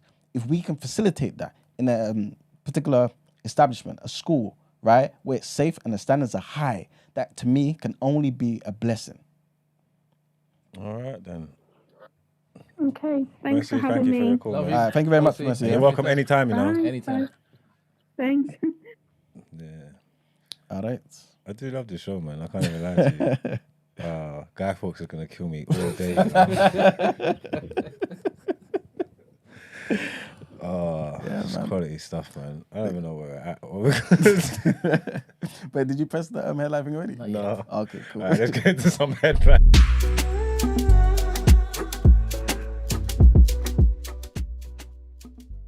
Stop it. Are we doing it? No. No. My team, I only got a quick, just like a 30-second call. All right. See what happened right there, man? Yeah. That was an example of the indoctrination, bro. That entire phone call, the fight against us, that the indoctrination that they receive, we're going to work and schools in the other man's system. Yeah. That's where the problem starts and that's where the problem ends. And that's why I say homeschooling, working for yourself, owning your own business, working your own family within your own business. Yeah. So you keep your culture, you keep your views. I didn't like the whole parents shouldn't be telling their kids what to do thing, because it's like, what, you're not allowed to have leadership and control over your own family and lead them down the path you want. And I know there's a lot of kids that's got resentments from their parents for them pushing them into things that they didn't want to, But it's your own choice. You're the head of your household. If you got their best interests at heart and you feel it's the best for them and whatnot. And again, there's a lot of success stories. You know what I'm trying to say? And I just think you should be within your rights. You raise these kids, you spend all the money, they're in your household, you're doing it. You got the rights to care about your bloodline and your lineage and where it's going and what your people are doing and try to give them the best start at life like you can. Like, do you get what I'm trying to say? Like, I don't think there's nothing wrong with it. I'm not saying it's always 100% going to work and there's not going to be times where you're going against the grain and it causes problems between them. But again, my youth could resent me all he wants if he's a brain surgeon. Resent me, kill him, man. Don't care. Yeah. Go fix the homie, man. Yeah. You get what I'm saying? Yeah. I don't know, man. Yeah. That's where the big problem is, man. We don't get that. If we don't control it, they're gonna control it. Someone's got to control it, you know. And remember, this is all a game of power. At the end of the day, if you ain't got no power in your household, you're not a threat. You're neutralized. You ain't got your woman supporting you. You ain't got your kids supporting you. You're nothing. You're easy to squish out. Yeah. But if you got your household and you got power in your house, and that's where your power base starts. Especially as a man, your kingdom is your yard. Yeah, the people who you have are your soldiers. You ain't got no soldiers, then you're easy to get rid of, brother. Every time, 100%. All right. Yeah. And that's my call. Thanks, All right, man. man. Thanks, And man. love. Blessings. All right. So, our headline, right? Trigger warning here. And the US federal jury has sentenced the attacker who killed 11 people at a synagogue in Pittsburgh in October of 2018 to the death penalty. The ruling needed a unanimous vote from the 12-member jury for the sentence to be imposed. Prosecutors had asked the jury to vote for the death penalty. The same jury found the man guilty of all 63 charges stemming from the attack on the Tree of Life synagogue. It was the worst anti-Semitic attack in American history. The verdict was delivered to U.S. District Court Judge Robert Colville on Wednesday, and Mr. Colville is now expected to impose the jury's ruling. The jury deliberated for 10 hours over 2 days and reached a decision on its second day of deliberations. Robert Bowers killed 11 worshippers in the attack, ranging in age from 54 to 97. 7 others were injured, including 5 police officers who rushed to the scene. 3 congregations, Dor Hadash, New Light, and the Tree of Life, shared that synagogue. Most families of those killed in the attack have said that they support the death penalty for Bowers, although some, including the Dor Hadash congregation, have stated their opposition. Yeah, man, pray for some, peace and comfort for the people affected by that. Second headline takes us to Senegal, right, where TikTok has been suspended, man. Apparently, this is according to the Minister of Communication, Moussa Boukar. He said it's because it's being used to spread hateful and subversive messages threatening the stability of the country. He described the popular social media app as the preferred network for people with malicious intent. The move comes days after firebrand opposition politician Ousmane Sonko was arrested and charged with various offences, including calling for insurrection. 3 people were killed in the city of Zigingo, where the politician is the mayor, during protests against his detention. Earlier this week, mobile data internet was temporarily shut, and the minister telling telecom companies to comply with the order. And the last headline takes us to Niger, where the first group of British nationals have safely left Niger on a French flight to Paris. It gave no further details on how many Britons were on the plane, but said that a very small number remain in Niger. Violence has broken out, for those who are unaware, in the West African country following last week's military coup. France and Italy had already started evacuating their citizens. The UK government had previously advised British nationals to register their whereabouts and stay indoors. There were believed to be fewer than 100 British nationals in Niger. And a statement from the Foreign Office said that the UK's ambassador and a core team remain in Niger to support the very small number of British nationals who are still there. We're grateful to the French for their help in this evacuation. And that's it for the headlines.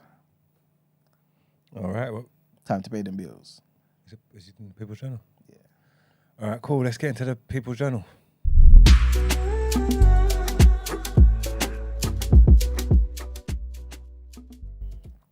All right, people, welcome to the People's Journal, where I give you the news from an economics point of view. Not much to talk about today. Just wanted to mention, unfortunately, man, this is terrible news, man. The Bank of England is expected to increase its interest rates for the 14th time in the bloody row today, right? Economists believe that a 0.25% percentage rise is likely to happen, which means it's going to take it up to 5.25%. And that's most likely the increase that they're saying. Again, last time I was speaking about this, people believed it was going to be 0.25%, but it went up a whole half a percentage point. You know what I'm saying? But we'll see. Governor Andrew Bailey has said that the increases are going to obviously bring down high inflation in the UK down to the bank's target of 2%, although a lot of people are saying, look, my friend, you need to change up the strategy because this doesn't seem like it's actually, working. For those unaware of how this is going to affect you or affect us, affect the bloody world, rising interest rates mean bigger borrowing costs, you know what I'm saying? So including larger monthly mortgage payments for homeowners, which then may have a knock-on effect on tenants as well because, landlords want to maintain their profits, as they should, you know what I'm saying? So it's just all around bad for everybody. In terms of savings, though, it's going to be good for those who are saving, actually, to be fair. But overall, long-term, this is a horrible thing, you know what I'm saying? But yeah, just something to be aware of. Gatwick airport strikes have been called off. The workers accepted their pay rise of 10.3%. So yeah, man. There was previously some warnings of significant disruption at the airport this summer after about 1,000 employees, including those in the baggage handling and checking roles, announced that there's going to be 8 days of walkouts. I think we spoke about this as well. But the first round of industrial action, which is scheduled to take place from Friday on the 28th of July up until Tuesday the 1st, that was kind of suspended so that they can actually, further the talks and stuff. And long story short, they've agreed, and 10.3% is what the workers are going to be getting. Just wanted to mention also that traditional TV apparently has seen its biggest fall in viewers, man, since Ofcom records began. I wonder why. You know what I mean? It seems like younger viewers have long been turning over to Netflix, Apple TV, HBO Plus, or whatever it is. I don't have them things there. But yeah, Netflix and Amazon Prime pretty much, innit? People are just watching a lot of stuff online and that as well. Yeah, exactly.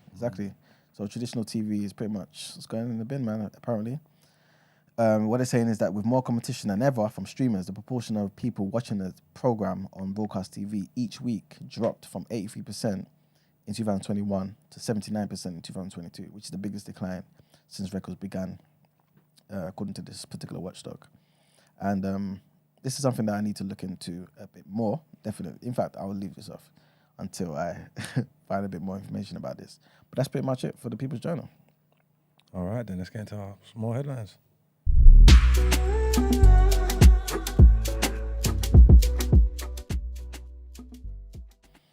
All right, big trigger warning here, please, guys. Some people are terrible. But anyway, the BBC was engaged in a particular interview with people, and according to this particular whistleblower, right, what they're saying is staff at a hotel for asylum seekers obstructed a police investigation into a report that a man was masturbating in front of a 7-year-old child, right? Officers were blocked from entering the East London hotel and staff delayed providing a CCTV, which was automatically deleted later on. That's what they're saying, right? The provider, Clear Springs, say it has a robust safeguarding process. Families of asylum seekers are frequently housed in the same buildings as single men who are also waiting for their applications to be processed. As you guys know, temporary accommodation, things of that nature. But the BBC had been told that on the 30th of June, right, just last month, 2023, 2 months ago, a 7-year-old girl and her mother were reported to have witnessed a 34-year-old man intentionally masturbating in their presence. It's claimed that staff and security obstructed the police investigation, like I said, when officers visited the hotel around 3 weeks after the incident. When the police were provided with access to footage that may have been relevant, more than a fortnight after the event, obviously they came late, it had automatically been deleted. The Met Police said that the man has been charged with outraging public decency and engaging in sexual activity in the presence of a child. So we'll see where that goes. Next headline, and I'm pretty sure you guys pretty much heard about the whole situation with Lizzo, yeah? But this is just a bit of an update. Well, it's kind of from the perspective of the former dancers. And basically what they're saying is that they believe other people are just scared to speak out. Ariana Davis and Crystal Williams said that they had filed the claim, which is them suing Lizzo, right, hoping to prevent others from suffering. Miss Williams, she was talking to CBS, right? She said she wanted to ensure that other dancers who work with Lizzo don't have to go through the same experience. Lizzo and others on her team who are accused have been asked for a comment. The singer has not yet responded publicly to the allegations made in the case, which have yet to be tested in court. So again, these are just allegations at the moment, right? The legal action against the Brit and Grammy Award winner includes accusations of sexual, religious, and racial harassment, discrimination, assault, and forced imprisonment. What? Yeah. This Lizzo? Lizzo, yep. That's what they're saying she allegedly done? Yeah. God damn. Yeah. Well, accusations anyway, at this point. Miss Davis and Miss Williams both toured with Lizzo, right? Did you say sexual and spiritual assault? Yeah, sexual, religious, no, not spiritual, sexual, religious, and racial harassment, discrimination, assault, and false imprisonment. God damn. Yeah. Yeah, so these two women, Miss Davis and Miss Williams, they both toured with Lizzo, and basically after featuring on her Amazon Prime show, but they said that after that, yeah, they were sacked, right? In a legal claim, Miss Davis alleges that she was pressured to attend a sex show while on tour in Europe with the star, even though it was against her religious beliefs, right? Hence the whole religious harassment, discrimination stuff. She also alleges that earlier that year, which is this year, Lizzo organized a night out for the dancers in a strip club in Amsterdam, and said that she felt pressured into touching a naked performer's breasts as the star was leading chants of her name until she did so, right? She was also speaking to CBS Network saying, "I'm so new to this industry, and for this to be my first experience is just crazy." She went on to say that nobody speaks up because they're so scared for their jobs. You know what I'm saying? She said she was terrified for her job as well. So what, they saying Lizzo a big old freak? Yeah, I guess so. It sounds like obviously one of those things where she's obviously brought them to the strip club and that, thinking it's fun, but pressure her into it, you know what I mean? But it seems like there's more to it than that as well. Like there's some other things that I read as well that's not worth even mentioning it, but some egregious acts as well that she's alleging happened as well. And the last headline, do you know someone called Ken Bruce? No. Okay, they didn't even do that. Basically, apparently BBC Two lost 1 million listeners in its first quarter because of Ken Bruce, right? Because he left the station. Yeah, okay. He's that big, man. In his first 3 months, yeah, Ken Bruce attracted just below 3 million listeners to his GHR mid-morning show. So he's moved to join GHR, which is Greatest Hits Radio, which is that is around 1.25 million more than a show's previous host was able to bring along. However, it's much lower audience than Bruce attracted when he was on Radio 2, which is obviously a much more popular radio station.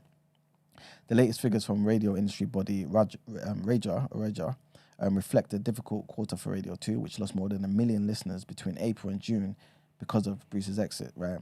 Zoe Ball lost 533,000 listeners compared with her with the previous quarter, bringing her audience down to 6.7 million. But her program remained the most popular breakfast show in the UK. You know what I'm saying? Obviously, we're going to take over that soon. You know what I'm saying? So I've never listened to Zoe Ball. I don't even know if she does the mornings. Actually, I did know she done. I think I've heard that, but I've never actually listened to it. Same. And how many people listen every morning? 6.7 million? 6.7 million. On the radio? Yep. That just lets you know the demographic of this country. It's mad. Yeah. There's lots going on that we're not even aware about. Mm-hmm. But we gonna change things, man.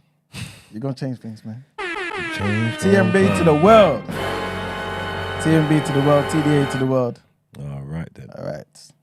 And that's pretty much it, man, for the headlines. Time to pay them bills, man. We're going to react now. Let's do it. Let's get a reaction. Huh?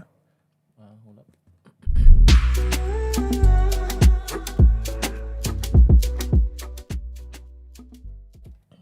I'm not even in the... I was reading this earlier and you done something. I was reading it and it made my mouth drop. And I don't even know if I could... Don't do it. Huh? Don't do it. Right. Because he puts it there and he knows full well you have to read it. And sometimes you don't read ahead, so you just read it. Oh, good. I was taking it earlier. I went... He's trying to get me in trouble because he knows I'll do it. 100%. But anyway, man, welcome to the reaction. Our sports news. Just to give you some of the results from the Women's World Cup that's going on. I think they're into the last 16 now. So Argentina lost 2-0 to Sweden. South Africa beat Italy 3-2. Jamaica drew 0-0 with Brazil, which knocked Brazil out and got Jamaica through to the last 16. The first Caribbean country to get to the last 16 in the World Cup. Big up Jamaica. Booyaka. Said booyaka.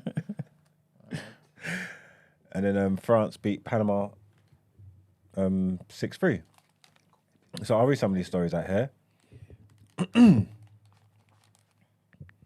So Brazil and Jamaica 0-0. Women's World Cup history made as Brazil crash out and Jamaica through to the last 16. A courageous Jamaica held Brazil to a 0-0 draw to reach the knockout stage for the first time in only their second Women's World Cup, while condemning the South Americans to their earliest exit since 1995. Needing a point to go through, the Reggae Girls barely threatened to score, but were tight in defence, repelling wave after wave of Brazilian attacks in a frenetic atmosphere, at the Melbourne Rectangular Stadium. At the final whistle, the overwhelmed Jamaicans slumped to their knees and roared in joy before forming a circle to dance and sway to Bob Marley's song One Love.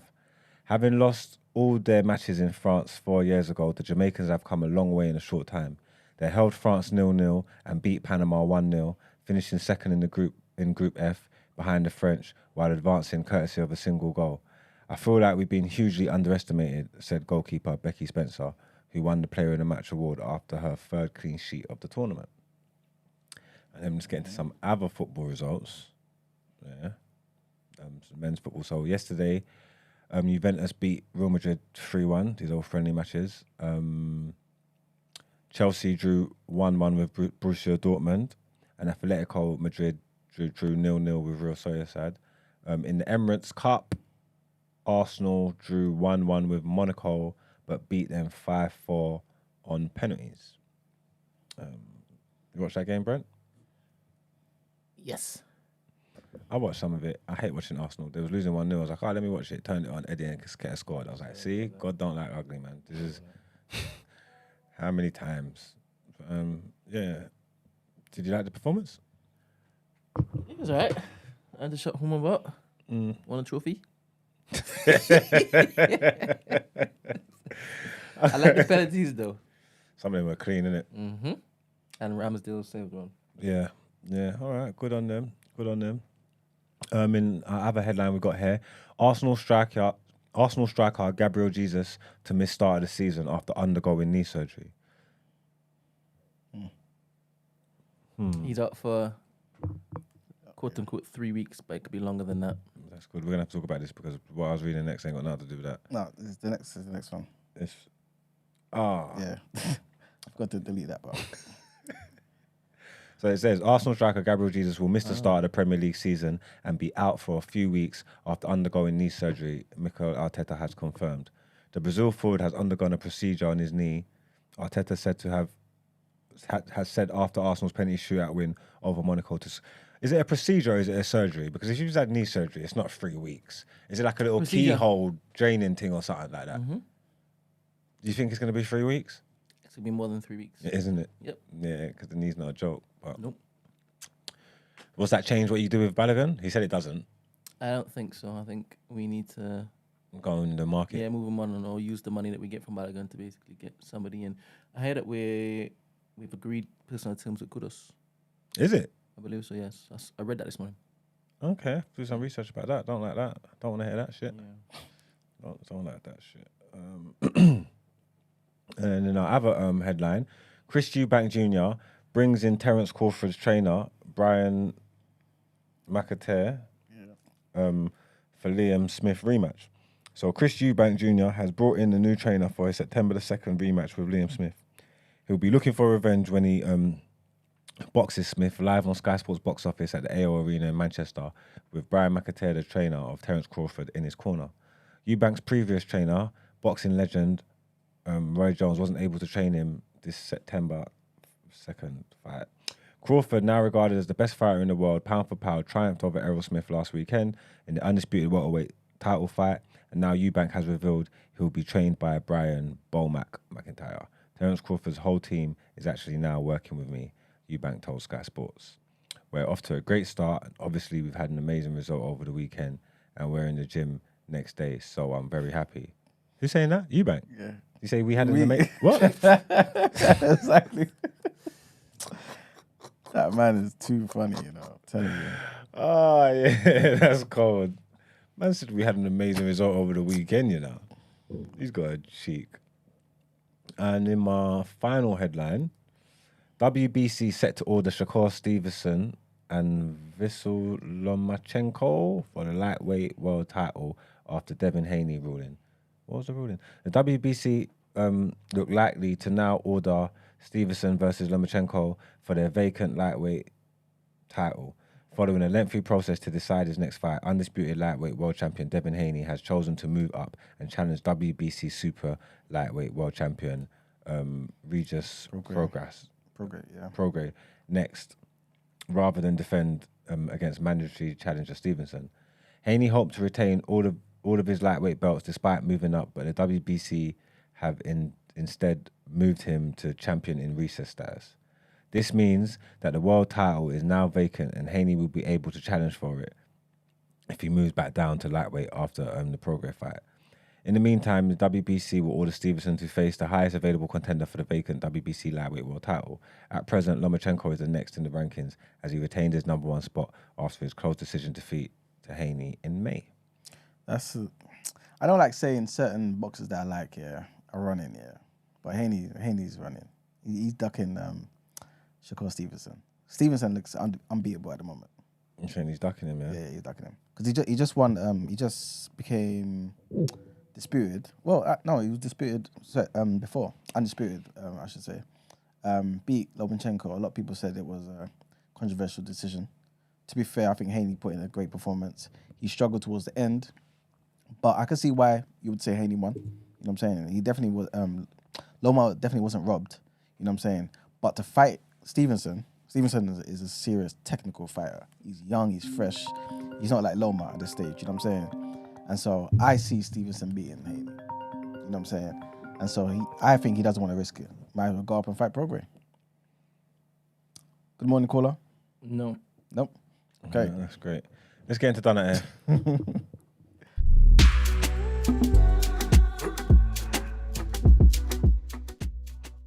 Wait. Good. I was actually going to send it, and then when I checked, I see that it was there. Is the video in there, yeah? Yeah. All right, cool. So today's recipient of Done Out Ere, I don't know, man. I don't know what is going on in the Somalian Athletics Federation. Apparently, it's nepotism, but it's wild. Brent, run this video for us, please. All right. And I ain't even going to talk much about this. I ain't never seen nothing like this in my life. Can we make this bigger by any chance? So, hold up. Let's see. Is there something we can do? I can find it on, if I send it to you through Twitter or something. No? Yes, please. Shall I DM it to you or WhatsApp it to I you? don't think that's going to change anything, to be honest. What, the Twitter thing? Yeah. The video don't look, this is like, what's this, Instagram? Yeah. It's a different The one. video don't look like this on Twitter though. I'm serious. I don't feel like it's going to be that small. Let me check and see if I can. Yeah, use the Twitter one. Because this one, I tried to find one that didn't have all the bloody watermarks from people in it. Shall I send it to your WhatsApp, Brent? Email, please. Huh? Email, please. Email? Brent.coolthrust@gmail.com. I'll spell that shit. COLTHRUST. COLTHRUST. It comes up when I type it. I email you all the time, bro. I know you do. Thank you. Oops. All right, no, I get sick. All right. Sorry, people. I need to get this up, man, because this was. Yeah, it's much better. So, the Somalian Athletics Commission. Oh no, he sent his niece to the to go race. I don't even know what tournament this is, yeah. But these are professionals. These looks like hardened professionals athletes. Look at her go. From her setup, I knew it was shaky.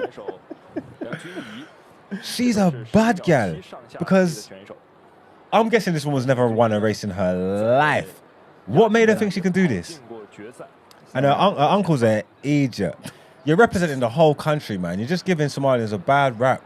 Like, this is mad. Watch this race, man. Watch how this race panned out. Look. Go!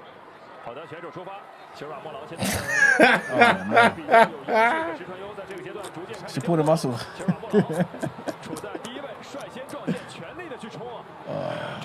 Bro! This was bonkers. Why would any of them do that, bro? Look at her. She moved like she just done the 1,500 meters. You see that skip at the end?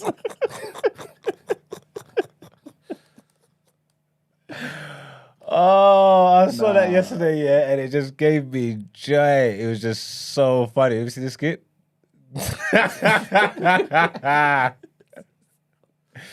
She's like, yeah, I did that. I completed it. I actually don't think she's done Out Ere. I don't think she's done Out Ere. Because I don't know, when your country comes calling, you gotta answer. If you're a patriot, if you're a patriot, when your country comes calling, you gotta answer, man. You gotta answer the call. You know what I'm trying to say? I believe it's her uncle, yeah, the head of the Athletics Federation. I believe he's the one that's taking the piss, right? Yeah, man. Are we in agreement there? Definitely. Definitely. He has no respect for himself as well. For himself. Why would you do that to her? Why? Oh, I can't believe that. I didn't think it was going to be that bad, you know? Like, that was ridiculous. This woman's never won a race in her life. Ever. I'm saying at any level. Primary school, bro. Like, do you get what I'm trying to say? And then you want to go in that big stadium. Yeah. This is insane. I'm not going to cuss her out. I don't even have much to say about it. I just enjoyed it a lot. You get what I'm trying to say? It was funny. That is wild. But Somalians are down bad right now. You don't know how you're going to beat these cases. Someone's got to come and do something amazing. Oh, man. That was funny. But yeah, I don't even know what our uncle's name is. But whoever he is, yeah, president of the Somalia's Athletic Federation, you are done Out Ere, man. I know you're trying to do the nepotism thing and bust your family, but you just embarrass yourself and you embarrass the nation. Funny enough, I was going to say, I think I saw this somewhere, that how they apologize, you know? Is it? Yeah, I think I saw it somewhere. You should do. You know what? Let me see. I don't even know where to look, man. That is wild. Nah, that is funny, man. That is bonkers. But yeah. Man, president, man. You're done Out Ere, man. That is crazy. How old was that girl? Was she a young thing or? No idea, you know? No idea. He must have had a more athletic niece. I found it, you know. Oh, man. So basically, yeah, Somalia's sports minister, he's publicly apologized, man. Was it, yeah? And he ordered that the chairwoman of the National Track and Field Federation be suspended after a seemingly untrained female sprinter representing the African country. It took more than 20 seconds for her to finish. This is the slowest ever 100 meters run in history. Yeah, that's wild. Official, yeah, man. That is wild. Mina made a good point, not too much, on the Somali people. They give us Mo Farah. I mean, if you check the record books, that's Britain's titles. So I don't know what you want to do with that one. Especially if you're an integrationist, man. You know what I'm saying? Who does he belong to? You know what I'm saying? Yeah, that's wild. That's definitely Britain's titles, man. So yeah, that's the Rule Britannia, man. But yeah, they're done Out Ere though, man. Just the president, not the whole country or nothing like that. I love Somali people, man. That's my facts. Yeah, no, trust me, East African gal for the win. Yeah, they're definitely done Out Ere, man. Let's get into our outro.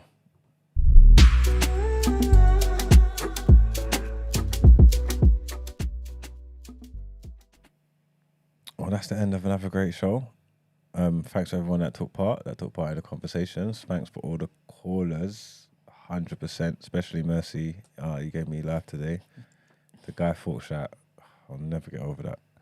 But yeah, I hope the likes are up on the video. They're not. They're not? No. This is ridiculous, man. What are we doing out here, people, man? Like, come on, man. Be better, man. Like, what the fuck? I don't know. I don't know what to tell you, so. But we're going to be here, man. Same time, same place. You know what it is. So, yeah, thanks for having us, man. Peace out. Peace.